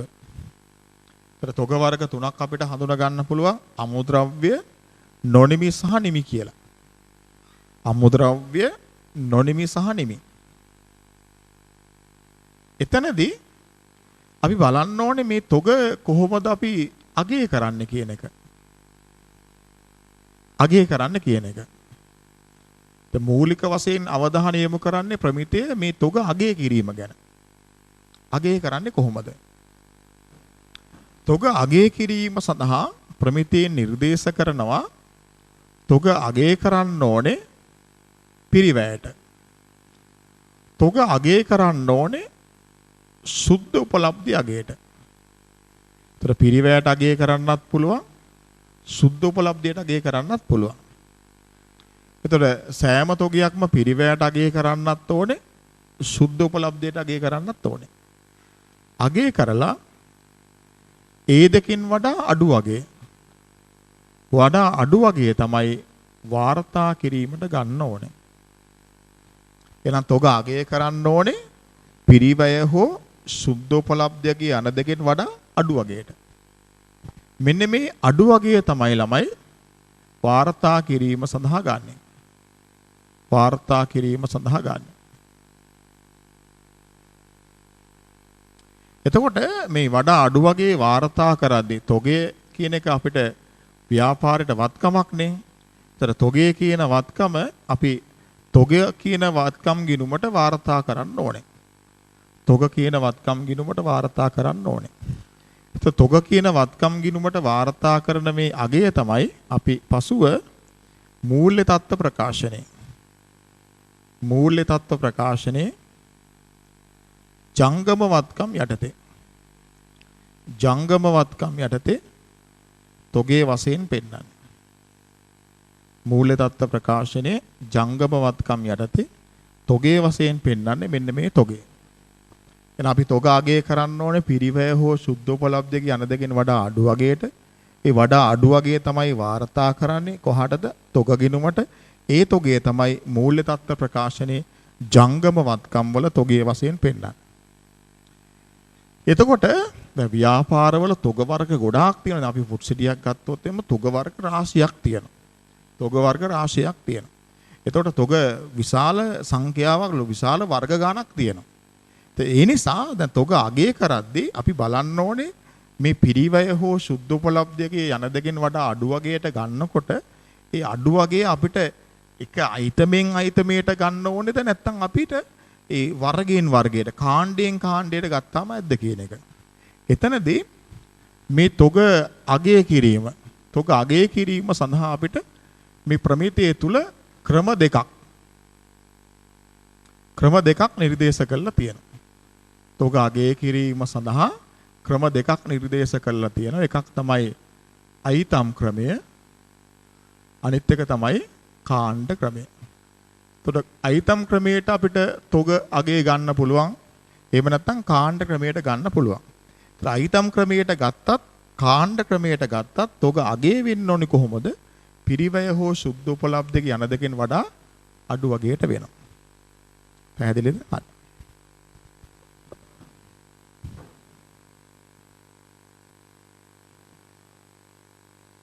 එතකොට ප්‍රමිතියේ පරිදි අපි තොග ගැන කතා කරන්නේ. එතන තොගේ කිව්වහම මූලික වශයෙන් අපි ගන්නේ අවසාන තොගේ ගැන. ඒතර තොග කිව්වහම තොග වලට අයිති වෙනවා අමුද්‍රව්‍ය, නොනිමි සහ නිමි. මේවා අගය කිරීම සඳහා අපිට අයිතම් ක්‍රමය පාවිච්චි කරන්න පුළුවන්. කාණ්ඩ ක්‍රමයේ පාවිච්චි කරන්න පුළුවන්. මේ ඕනෑම ක්‍රමයක් අපිට භාවිතා කරන්න පුළුවන්. මේ අයිතම් ක්‍රමය හෝ කාණ්ඩ ක්‍රමය කියන දෙකෙන් එක ක්‍රමයක් භාවිතා කරලා තොගාගේ කරන්න ඕන පිරිවැය හෝ සුද්ධෝපලබ්ධක යන දෙකෙන් වඩා අඩු වගේට ඒ අඩු වගේ තමයි වාර්තා කරන්නේ කොහාටද? තොග ගිණුමට. ඒක තමයි මූල්‍ය තත්ත්ව ප්‍රකාශනයේ ජංගමවත්කමක් විදිහට පෙන්නන්නේ. හරි. ඊළඟ එක තමයි ළමයි මෙතනදී මේ මොනවද මේ අගය කිරීමේදී අපි පිරිවැය හෝ සුද්ධෝපලබ්ධක යන දෙකෙන් වඩා අඩු වගේටනේ ගන්නෙ.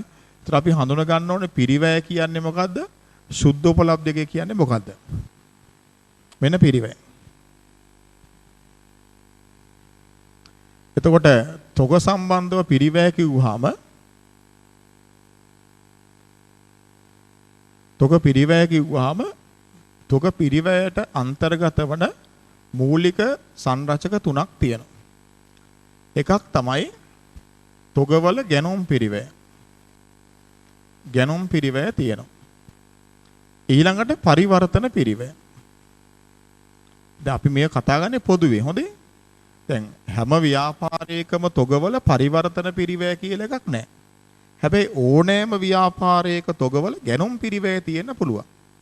ඒතර ගැනුම් පිරිවැය, පරිවර්තන පිරිවැය, ඊළඟට ගැනුම් පිරිවැය හා පරිවර්තන පිරිවැය හැර වෙනත් පිරිවැය. ඒතර ඕනෑම තොගයකට ගැනුම් පිරිවැය නම් තියෙනවා. මිලදී ගැනීම සඳහා යන පිරිවැය තියෙනවා. ඒතර නිෂ්පාදන ව්‍යාපාරවල තොගවල සමහර තොගවල පරිවර්තන පිරිවැය තියෙනවා.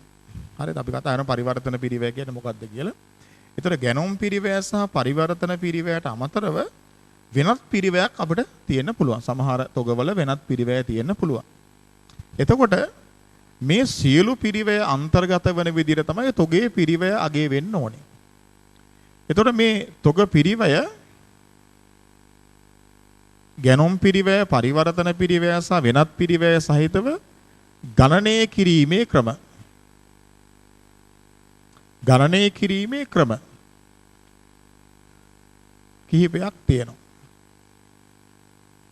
කිහිපයක් තියෙනවා.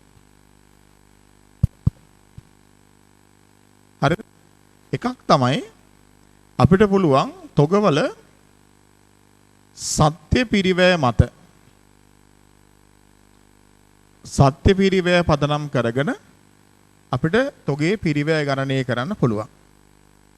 සත්‍ය පිරිවැය ක්‍රමය. ඊළඟට ප්‍රමිත පිරිවැය ක්‍රමය.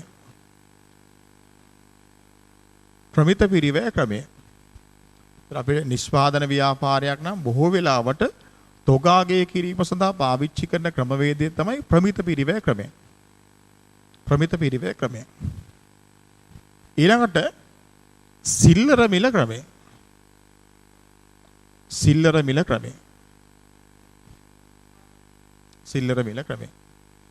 එහෙම නැත්නම් අපිට පුළුවන් පිරිවැය සූත්‍ර ක්‍රමය පාවිච්චි කරන්න.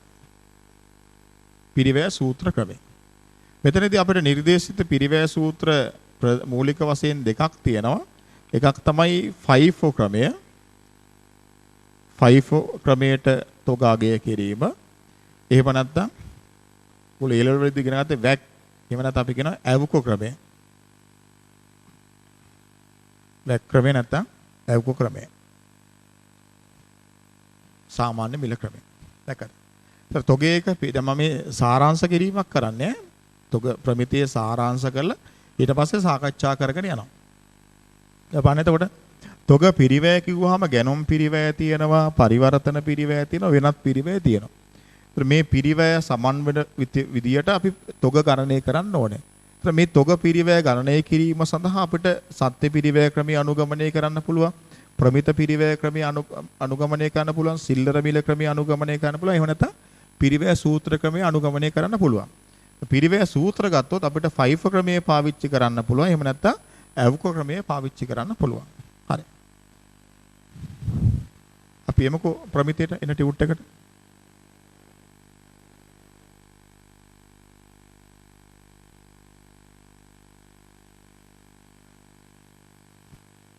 ඉතිරි තොග හෙවත් ඉන්වෙන්ටරි තොග යන්නට ඇතුළත් වෙන තොග වර්ග. මම තොග වලට ඇතුළත් වෙන තොග වර්ග මම මෙතන දුන්නා මේ. මොනවද? අමුද්‍රව්‍ය නොනිමි සහ නිමි. බලන්න. නිමි භාණ්ඩ තොග සාමාන්‍ය ව්‍යාපාරික ක්‍රියාවලියේදී විකිණීමේ අදහසින් ඇති තොග නිමි භාණ්ඩ තොගසේ සැලකේ. නොනිමි භාණ්ඩ තොග විකිණීමේ අදහසින් නිෂ්පාදනය කරමින් පවත්නා භාණ්ඩ තොග නොනිමි භාණ්ඩසේ සැලකේ. ඊළඟට අමුද්‍රව්‍ය තොග නිෂ්පාදනයේදී හෝ සේවා සැපයීමේදී පාරිභෝජනයට ගැනීමේ අදහසින් ඇති තොග අමුද්‍රව්‍ය තොගසේ සැලකේ.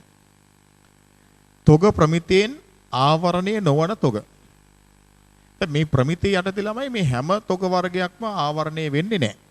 බලන්න මොනවද ආවරණය වෙන්නේ නැති තොග? ඉදිකිරීම් කොන්ත්‍රාත් වල නොනිමි වැඩ. මේ ප්‍රමිතියෙන් ආවරණය වෙන්නේ නැහැ. ඊළඟ මූල්‍ය වෙළඳපොළ උපකරණ. එහෙනම් කොටස් ණයකර සහතිකපත් වගේ ඒවා ආවරණය වෙන්නේ නැහැ. කෘෂිකාර්මික කටයුතු වලට අදාළව ජීවිද්‍යාත්මක වත්කම් හා අස්වනු කපාගත් අවස්ථාවේ කෘෂිකාර්මික පළදාව.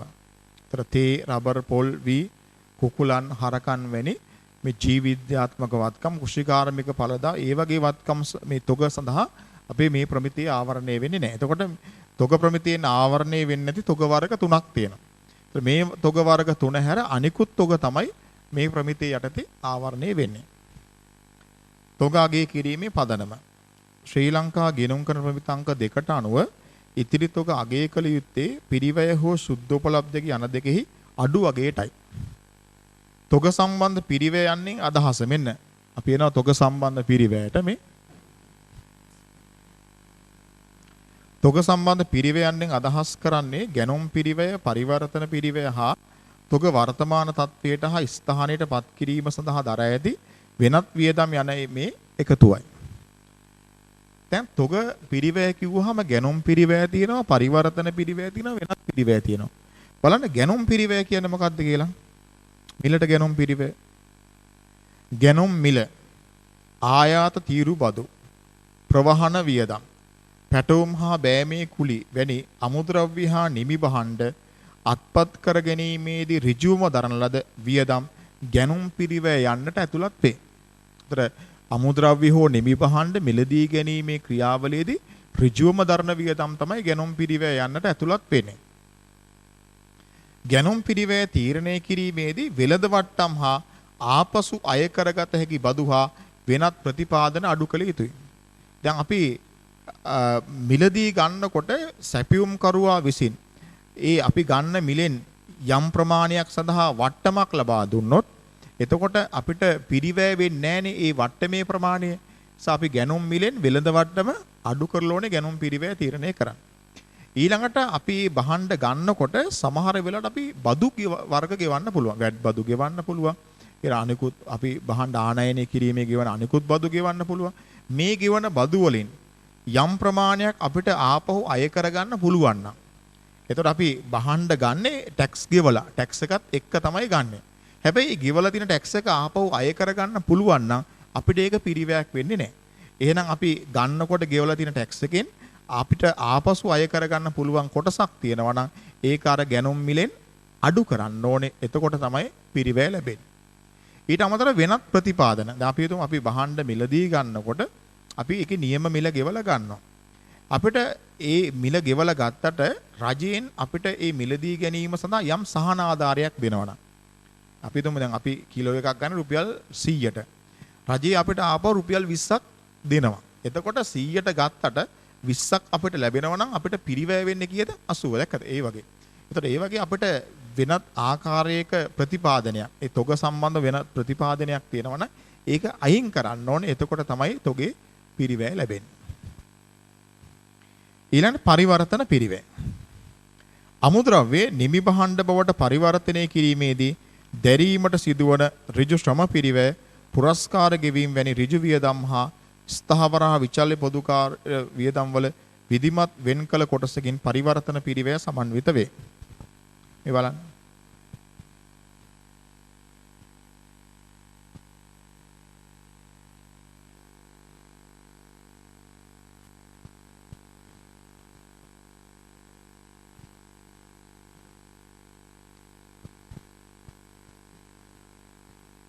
අමුද්‍රව්‍ය අමුද්‍රව්‍ය නිමි බවට පරිවර්තනය කරනවා.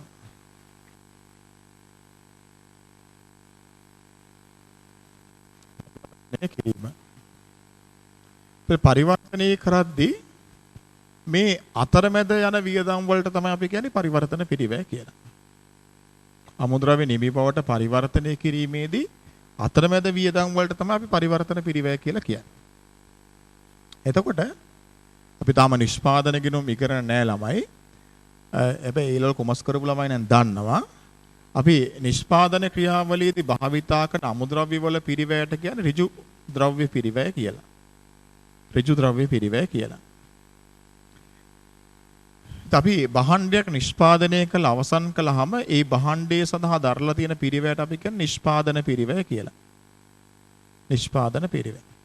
එතකොට භාණ්ඩයක නිෂ්පාදන පිරිවැය කිව්වහම ඒ භාණ්ඩයේ නිපදවීම සඳහා භාවිතා කරලා තියෙන ඍජු ද්‍රව්‍ය පිරිවැය, ඊළඟට ඍජු ශ්‍රම පිරිවැය, ඊළඟ ඍජු වෙනත් පිරිවැය, ඍජු වෙනත් පිරිවැය, ඊළඟට කම්හල් පොදුකාර පිරිවැය. කම්හල් පොදුකාර පිරිවැය. කම්හල් පොදුකාර පිරිවැය. කම්හල් පොදුකාරය වල ළමයි විචල්්‍ය තියෙනවා, ස්ථාවර තියෙනවා. කම්මල් පොදුකාරය වල විචල්්‍ය තියෙන ස්ථාවර තියෙනවා. එතකොට නිෂ්පාදන ක්‍රියාවලියට අපි ඍජු ද්‍රව්‍ය පිරිවැය දරනවා, ඍජු ශ්‍රම පිරිවැය දරනවා, ඍජු වෙනත් වියදම් දරනවා, විචල්්‍ය පොදුකාරය, ස්ථාවර පොදුකාරය වියදම් දරනවා. එතකොට පරිවර්තන පිරිවැය කියන්නේ මේ අතරමැද වියදම් ටිකනේ. ඒතර අතරමැද වියදම් කිව්වම අමුද්‍රව්‍ය පිරිවැය ගන්න බෑ. එහෙනම් නිෂ්පාදන ක්‍රියාවලියේදී ඍජු ද්‍රව්‍ය පිරිවැය හැර අනිකුත් වියදම් වලට තමයි පරිවර්තන පිරිවැය කියලා කියන්නේ. අනිකුත් වියදම් වලට තමයි පරිවර්තන පිරිවැය කියලා කියන්නේ. නැකත්. නිෂ්පාදන ක්‍රියාවලියේදී ඍජු ද්‍රව්‍ය පිරිවැය හැර අනිකුත් වියදම් සඳහා තමයි අපි පරිවර්තන පිරිවැය කියලා කියන්නේ. එතකොට ඒකට ඍජු ශ්‍රම පිරිවැය තියෙනවා, ඍජු වෙනත් පිරිවැය තියෙනවා, ඊළඟට ස්ථාවර සහ විචල්්‍ය කම්හල් පොදුකාර පිරිවැය කොටස් තියෙනවා. ඒ සියල්ලම තමයි පරිවර්තන පිරිවැය කියලා කියන්නේ.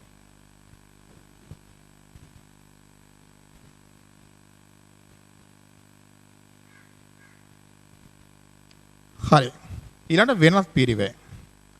ඉතිරි තොග වර්තමාන තත්වයට හා ස්ථානයට පත් කිරීම සඳහා දරා ඇති වෙනත් වියදම් මෙයින් අදහස් වේ. උදාහරණ ලෙස කිසියම් ගණදොනු කරුවෙකු සඳහා විශේෂ නිෂ්පාදිතයක් සැලසුම් කිරීමට දරා ඇති වියදමක් දැක්විය හැකිය.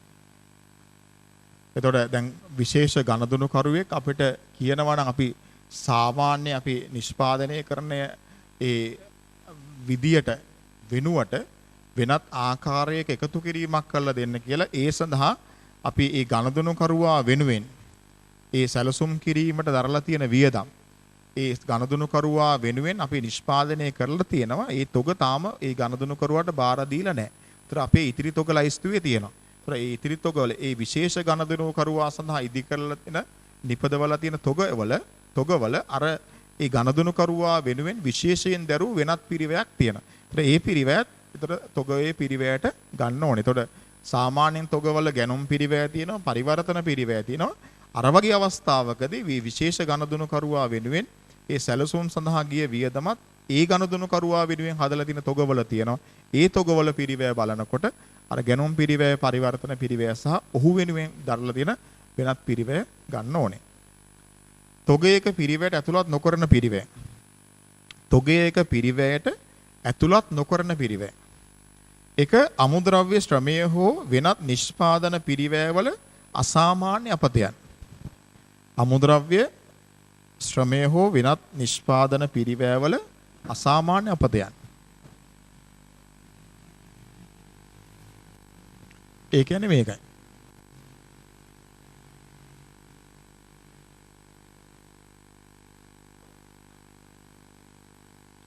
දැන් අපි හිතමු ළමයි දැන් හරිද ඇඟලුම් කම්හලක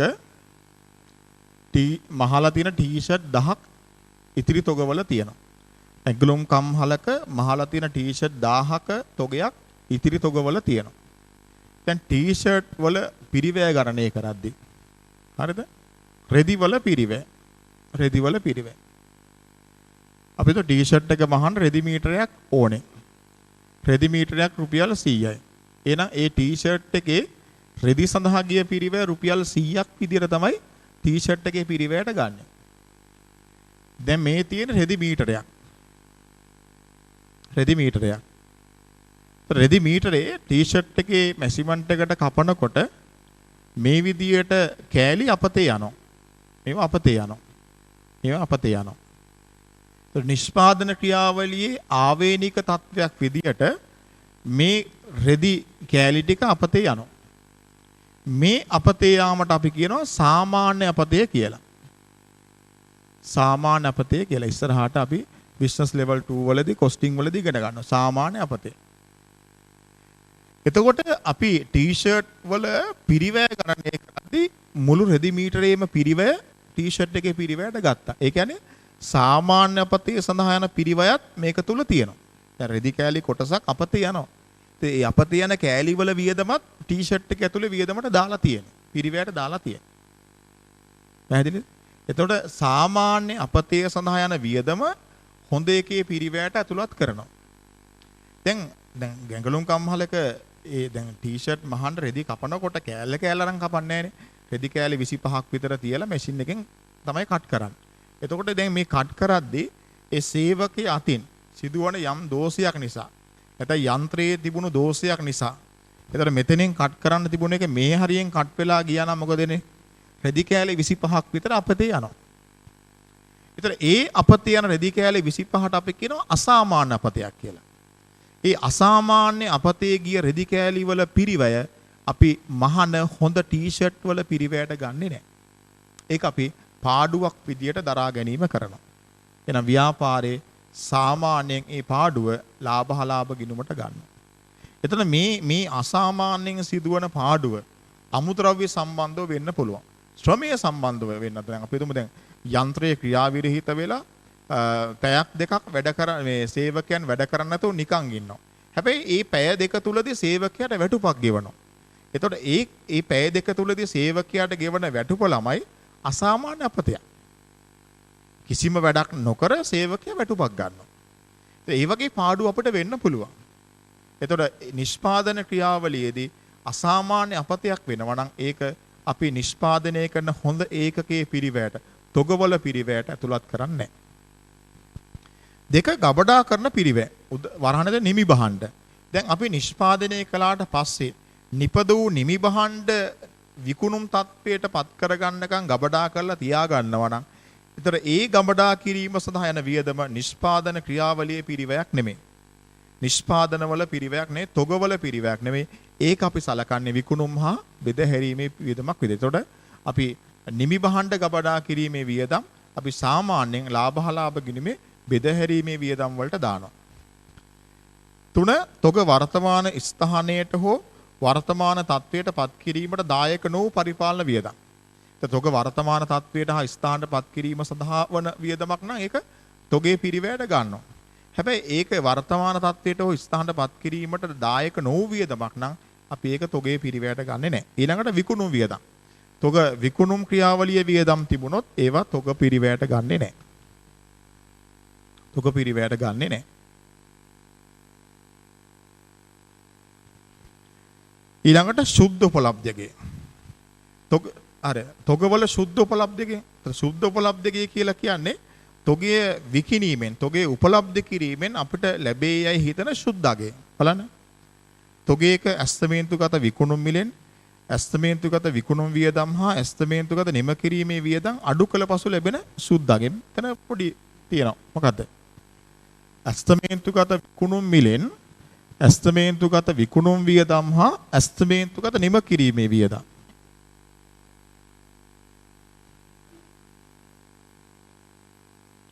සුද්ධ උපලබ්ධියගේ සමානයි ඇස්තමේන්තුගත විකුණුම් මිල. එකෙන් අඩු කළා ඇස්තමේන්තුගත විකුණුම් වියදම් සහ අස්තමේන්තුගත නිම කිරීමේ වියදම්. නිම කිරීමේ වියදම්. දැන් තොගය විකුණුම් ක්‍රියාවලියේදී ඔන්න වියදමක් යන්න පුළුවන්. හරිද? දැන් අපි සාමාන්‍ය විකුණුම් මිලෙන් අපිට වට්ටමක් දෙන්න වෙන්න පුළුවන් ගණදුණු කරුවන්ට. ඒතර විකුණු සමහර වෙලාවට විකුණන භාණ්ඩයක් එක තව මොකක් හරි නිකන් දෙන්න වෙන්න පුළුවන්. දැන් අපි ඉතිරි තොග කියන්නේ දැන් හදලා තියෙන තොග වලින් සමහර නිෂ්පාදන තියෙනවා. ඒ තොග ඉතිරි වුණාට පස්සේ ඉතිරි වෙන තොගයේ විකුණ ගන්න අපිට අමතර වෙහෙසක් දරන්න වෙනවා. ඒතර විකුණුම් ක්‍රියාවලිය සඳහා වෙන අමතර වෙහෙසක් යනවා. ඒතර ඒකත් එක්ක තව මොන හරි නිකන් දෙන්න ඕනේ. විකුණ ගන්න. හරි. සමහර වෙලාවට ඒකට තව මොන හරි මේ මිල අඩු කිරීමක් කරන්න ඕනේ විකුණ ගන්න. එතකොට ඒක විකුණුම් වියදමක් තියෙනවා. සමහර තොග තියෙන ළමයි අවුරුද්ද අවසානයේ ඉතිරි වෙලා තියෙන සමහර තොගවල සමහරලාට එක එක මේ ගැටලු තියෙන බල විකුණුම් තත්ත්වයට පත් කිරීම සඳහා යම් ගැටලුද අපි තුමු දැන් ව්‍යාපාරයේ අපි තුමු ලී බඩු අලෙවි කරන ව්‍යාපාරයක් ෆර්නිචර් අලෙවි කරන ව්‍යාපාරයක ඒ විකුණන්න තියෙන ලී බඩු වල යම් පොඩි ඩැමේජ් තියෙනවා පොඩි පළුදු වීම් තියෙනවා එතකොට මොකද කරන්නේ ඒවා ආයි අර හොඳ තත්ත්වයට හදා ගන්න ඕනේ අර නිමි තත්ත්වයට හදා ගන්න ඕනේ ඒ වගේ සමහර වෙලාවට අපිට විකුණන්න තියෙන මේ ඉතිරි වෙලා තියෙන තොගවල යම් පොඩි ගැටලු තියෙන්න පුළුවන් ඒක විකුණුම් තත්ත්වයට පත් කරගන්න ඒ තොගය නිම කිරීමක් තියෙනවා. ඒ නිම කිරීම කළාට පස්සේ තමයි තොගේ විකුණුම් තත්ත්වයට පත් කරගන්න වෙන්නේ. එතකොට අපිට මේ තොගවල සුද්ධෝපලබ්ධකේ ගන්න වෙන්නේ අස්තමේන්තුගත විකුණුම් මිලෙන් අස්තමේන්තුගත විකුණුම් වියදමයි අර වගේ නිම කිරීමක්. ඒවා කලාතුරකින් එන්නේ අන්නේ නිම කිරීමක් තිබුණොත් නිම කිරීමේ වියදමත් අඩු කළාට පස්සේ නාගේ. තොගයක පිරිවැයට වඩා සුද්ධෝපලබ්ධකේ අඩු වෙන අවස්ථා. සාමාන්‍යයෙන් දැන් සුද්ධෝපලබ්ධකේ කියන එක ළමයි අනිවාර්යෙන් පිරිවැයට වඩා වැඩි වෙන්න ඕනේ. නැත්නම් දැන් ආයතනයක තොගයක පිරිවැයට වඩා සුද්ධෝපලබ්ධකේ අඩුයි කියලා කියන්නේ තොග ගත්ත ගානටත් වඩා නැත්නම් තොගේ හදන්න ගියේ වියදමටත් වඩා අඩු මිලකට තමයි විකුණන්නේ. ඉතින් ඒක ආයතනයේට පාඩුයි. ඒතර අනිවාර්යෙන් තොගේ පිරිවැයට වඩා සුද්ධෝපලබ්ධකේ වැඩි වෙන්න ඕනේ. නමුත් සමහර අවස්ථාවල සුද්ධෝපලබ්ධකේ අඩු වෙන අවස්ථා තියෙනවා. මොනවාද උදාහරණ? පිරිවැය වර්ධනය. දැන් අපි ගත්තොත් එහෙම දැන් නිෂ්පාදන ව්‍යාපාරවල තොගවල විකුණුම් මිල තීරණය කරද්දී පිරිවැය කියලා ගන්නේ ප්‍රමිත පිරිවැය. කලින් නිශ්චය කරන ලද පිරිවැය. ඒ පිරිවැයට ලාභාන්තික එකතු කරලා තමයි විකුණුම් මිල තීරණය කරන්නේ. සමහර වෙලාවට අධික විදියට පිරිවැය එකවරම ඉහළ යාමක් වෙන්න පුළුවන්. ඒතර පිරිවැය එකවරම ඉහළ යාමක් වුණොත් එහෙම සමහර වෙලාවට ඒ තොග නිරන්තරයෙන්ම ආයතනික දැන් ඒ පිරිවැය ඉහළ ගියා කියලා විකුණුම් මිල හදා ගන්නකන් තොග මාකට් එක නොදී ඉන්න බෑ. එහෙම වුණොත් ඒක එයාට තරඟකරුවන්ගෙන් යම් බලපෑමක් වෙන්න පුළුවන්. ඒ නිසා එයා ඒ තොග මාකට් එකට දෙනවා. හැබැයි අර පිරිවැය ඉහළ යාම ආදේශ කරන්නේ නැතුව. එතකොට සමහර වෙලාවට අපි ඒ විකුණුම් මිල සාමාන්‍ය විකුණුම් මිල යටතේ දෙනකොට අර පිරිවැය ඉහළ යාම ලොකු ගාණක් වෙලා තිබුණොත් එතකොට අපිට ඒක අර සැබෑ සුද්ධ උපලබ්ධයේ පිරිවැයට වඩා අඩු වෙන්න පුළුවන්. ඊළඟ විකුණුම් මිල පහළ යෑම. දැන් උදාහරණයක් ගත්තොත් දැන් ගෑස් විකුණන අපි කඩයක් ගත්තොත් එහෙම අපි තුන් ගෑස් සිලින්ඩරයක් රුපියල් 1500ට ඔහුට ලැබෙනවා. එයා විකුණන්න ඕනේ 1600ට. වෙළඳ පොලේ මිල 1600යි. 1500ට නම් 1600ට විකුණන්න ඕනේ. එහෙම ගත්ත ගෑස් සිලින්ඩර ටිකක් ඔන්න අද දවසේ ඉතුරු වෙලා තියෙනවා. අද තමයි ගිණුම් වර්ෂයේ අග අන්තිම දවසේ. හරි. එතකොට අද දවසේ එකවරම රජයේ විසින් නිවේදනයක් කරනවා අද මධ්‍යම රාත්‍රියේ සිට ගෑස් සිලින්ඩරයක උපරිම සිල්ලර මිල රුපියල් 1400යි. දැන් මේ මිනිස්සේ ගත්තේ කීයට 1500ට. විකුණන්න වෙන්නේ හෙට ඉඳන් 1400. අන්න දැකද? අර ඉතුරු වෙලා තියෙන ගෑස් සිලින්ඩර වල පිරිවැයට වඩා සුද්ධෝපලබ්ධකේ අඩු වෙන්න පුළුවන්. ඊළඟට යල් පැනීම. දැන් ඔයගොල්ලෝ අර අවුරුදු සීසන් එකට ඇඳුම් ගන්න රෙදි කඩ වලට යනකොට ඔයගොල්ලෝ දකිනවා සමහර ඇඳුම් තියෙනවා වෙනම විකුණන දාලා 150ක් අඩු කළා 125ක් අඩු කළා කියලා එහෙම දාලා තියෙනවා. ඒකට හේතුව ඒවා යල් පැනීම. හරි. යල් පැනීම කියලා කියන්නේ මේ කල්ලිකුත් වීම කියන අදහස නෙමෙයි මේ පාරිභෝජනය කරන්න බැරි තත්ත්වෙ නෙමෙයි. නමුත් දැන් අපි ගත්තොත් එහෙම දැන් පහුගිය අවුරුද්දේ ඇඳමු මිනිස්සු ඇඳපු ෆැෂන් එක නෙමෙයි මේ අවුරුද්දේ අඳින්නේ. මේ අවුරුද්දේ ඇඳපු ෆැෂන් එක නෙමෙයි ඊළඟ අවුරුද්දේ. ඔය නිරන්තරයෙන්ම වෙනස් වෙනවා. එතකොට ව්‍යාපාරය අවුරුද්ද ආරම්භයේ ගෙනාපු තොගවල ඒ ෆැෂන් එක කාලයක් යනකොට යල්පයිනවා. මිනිස්සු පාවිච්චි කරන්නේ නැති ඒවා භාවිතා නොවන තත්ත්වයට එනවා. එතකොට මොකද කරන්නේ? ඒවා විකුණ ගන්න අර සාමාන්‍ය මිලට වඩා අඩු කරනවා. සමහර වෙලාවට ගෙනාපු ගානටත් වඩා ඉතාමත් මිල අඩු කරලා තමයි විකුණන්නේ. එතකොට පිරිවැයට වඩා සුද්ධ උපලබ්ධකේ අඩු වෙන්න පුළුවන්. ඊළඟ පාඩුවක් සහිතව විකිණීමට කරනු ලබන කළමනාකරන තීරණ. සමහර වෙලාවට ගණදොනුකරුවන් අද්දව ගණන ෆුඩ් සිටි වගේ ව්‍යාපාර මුල් ආරම්භක මුල් කාලයේදී ඒගොල්ලෝ කොහොමද ගණදොනුකරුවන් අද්දව ගත්තේ? ගණදොනුකරුවන් විශේෂයෙන්ම පාරිභෝජනය කරන අත්‍යවශ්‍ය භාණ්ඩ කිහිපයක් ඒවැ පිරිවැයටත් වඩා අඩු මිලකට ඒගොල්ලන්ගේ ෆුඩ් සිටි වල ඒගොල්ලෝ අර දැන්වීම් පළ කරලා විකිණීම කළා. මේ මිලට වඩා අඩු මිලකට වෙළඳ පොලෙන් ගත්තොත් අපි මේ වගේ බඩු මාසයකට දෙනවා. ඒ වගේ දැන්වීම් දාලා එහෙම තමයි ගණදුනකරුවන් අල්ලා ගැනීම කරේ. එතකොට ඒගොල්ලෝ හිතාමතාම පිරිවැයටත් වඩා අඩු මිලකට භාණ්ඩ විකිණීම කළා. ඒකට එහෙම කළේ මොකද? ගණදුනකරුවන් අද්දව ගන්න. එතකොට ඒ ගණදුනකරුවන් අර භාණ්ඩේ මිල ගැන දැකලා ෆුඩ් සිටියට ආවට පස්සේ ඔටෝමැටිකලි අර ඒ ෆුඩ් සිටිය තුල ආකෘතිය ගොඩනගලා තියෙනවා. ගණදුනුකරුවා ඒ ෆුඩ් සිටිය පුරාම ගිහිලා යා බලාපොරොත්තු නොවිච්ච විදියට දැන් ෆුඩ් සිටිය ඇතුළට එනකොට යා බලාපොරොත්තු වෙන අපි තුන් සීනි කිලෝ එකක් ගන්න කියලා. නමුත් ඇතුළට ආවට පස්සේ සීනි කිලෝ එක ගන්න ගමත කියලා සමහරවල් සීනි ගන්නෙත් නැහැ, අනිත් ඒවා ටික අරගෙන යනවා. ඒ වගේ. එතකොට කළමනාකරණය විසින් මේ භාණ්ඩ පාඩුවක් සහිත විකිණීමට තීරණය කළා තිබුණොත් පිරිවැයට වඩා ඒ ඉතිරි තොගවල සුද්ධ උපලබ්ධකේ අඩු වෙන්න පුළුවන්. ඊළඟ මිලදී ගැනීම හෝ නිෂ්පාදන දෝෂ. මිලදී ගැනනකොට නැත්නම් නිෂ්පාදනයක දෝෂ තිබුණොත් ඒවා පිරිවැයට වඩා අඩු මිලකට විකිණීම වෙන්න පුළුවන්. එතකොට පිරිවැයට වඩා සුද්ධ උපලබ්ධකේ අඩු වෙනවා. තොගයක පිරිවැය ගණනය කිරීමේ ක්‍රම එකක් තමයි සත්‍ය පිරිවැය ක්‍රමය. එනම් තොග වර්තමාන ස්ථානයට හා තත්වයට පත් කිරීම දරා ඇති ඓතිහාසික පිරිවැයයි. ප්‍රමිත පිරිවැය භාණ්ඩ නිෂ්පාදනය කරන ආයතනවල තොග අගය කිරීමට මේ ක්‍රමය වඩා සුදුසුයි. සිල්ලර මිල ක්‍රමය ශීඝ්‍ර පිරිවැටුමක් සහිත ව්‍යාපාර මේ ක්‍රමයේ තෝරා ගනී. ඊළඟ පිරිවැය සූත්‍ර ගබඩාවකට විවිධ මිල ගණන් යටතේ තොග ලබාගෙන ඇති විටදී එහි ඉතිරි තොගේ පිරිවැය සොයා ගැනීමට මේ ප්‍රමිතියෙන් ක්‍රම දෙකක් පෙන්වා ඇත. ප්‍රථම ලැබීම ප්‍රථම නිකුතු ක්‍රමය first in first out method එක 5-4. බරිත සාමාන්‍ය මිල ක්‍රමය weighted average cost WAC ක්‍රමය. සුද්ධ උපලබ්ධකේ තීරණය කළ හැකි ක්‍රම දෙකක් තියෙනවා. එකක් අයිතම් ක්‍රමය, අනිත් එක කාණ්ඩ ක්‍රමය. තොගේ වියදම බවට හඳුනා ගන්න අවස්ථා. තොගේ වියදම බවට හඳුනා ගන්න අවස්ථා තුනක් තියෙනවා. එකක් තමයි විකුණුම් කාල පරිච්ඡේදයත් විකුණුම් පිරිවැය. තොගේ වියදමක් වශයෙන් හඳුනා ගන්න එකක් තමයි විකුණුම් පිරිවැය කියන අයිතමය. ඒ විකුණුම් කාල පරිච්ඡේදයට අදාළව.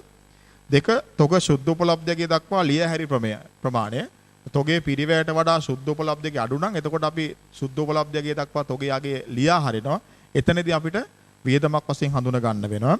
3 එම කාල පරිච්ඡේදයේ හානි වූ තොග හෝ සොරකම් කළ තොග හානි වීමක් හෝ සොරකම් කිරීමක් වුණොත් එයින් සිදුවන පාඩුව අපිට වියදමක්සේ ගන්න වෙනවා. තොග සම්බන්ධ මූල ප්‍රකාශනවල කළ යුතු අනාවරණය කිරීම. තොග සම්බන්ධව අපි මූල ප්‍රකාශනවල අනාවරණය කරද්දී එකක් තමයි තොග ඇගීම සඳහා භාවිතා කළ ගිණුම් කරන ප්‍රතිපත්තිය සහ ඇගීමේ යොදාගත් සූත්‍ර අපි අනාවරණය කරන්න ඕනේ. තොගවල මුළු වගේ සුදුසු වර්ගීකරණයට යටත්ව සුද්ධ උපලබ්ධයකට අගය කළ තොගවල වටිනාකම්, කාල පරිච්ඡේදය තුල වියදමක්සේ හඳුනාගත් තොගවල වටිනාකම්, වගකීම් සම්බන්ධයෙන් අපේට තබන ලද තොගවල වටිනාකම්.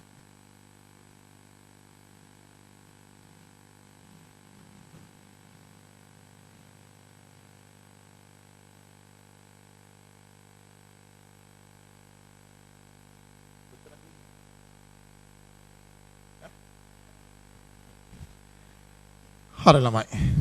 ඊළඟට තියෙන්නේ අපිට මේ තොග ප්‍රමිතිය යටතේ ගණනය කිරීම කරන්න තොගවල වටිනාකම් පිරිවැය හෝ සුද්ධ උපලබ්ධ ගැන දෙගෙන වඩා අඩු වගේට තොග අගය කරලා ඒ තොගේ වාර්තා කරන ආකාරය ගැන සාකච්ඡා කරන්න. එතකොට අපිට මේ වීඩියෝ ක්ලිප් එක යටතේ අපිට ගණනය කිරීම ටික කරන්න වෙලාව නැහැ. අපි මේ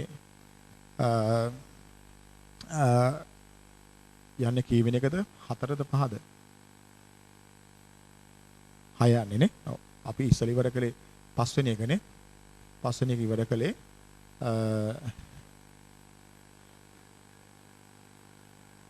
6 යන්නේ නේ. ඔව් දැන් මේ 6 වෙනි එක. ඒතකොට ළමයි මේ 6 වෙනි වීඩියෝ ක්ලිප් එක මෙතනින් නතර කරනවා.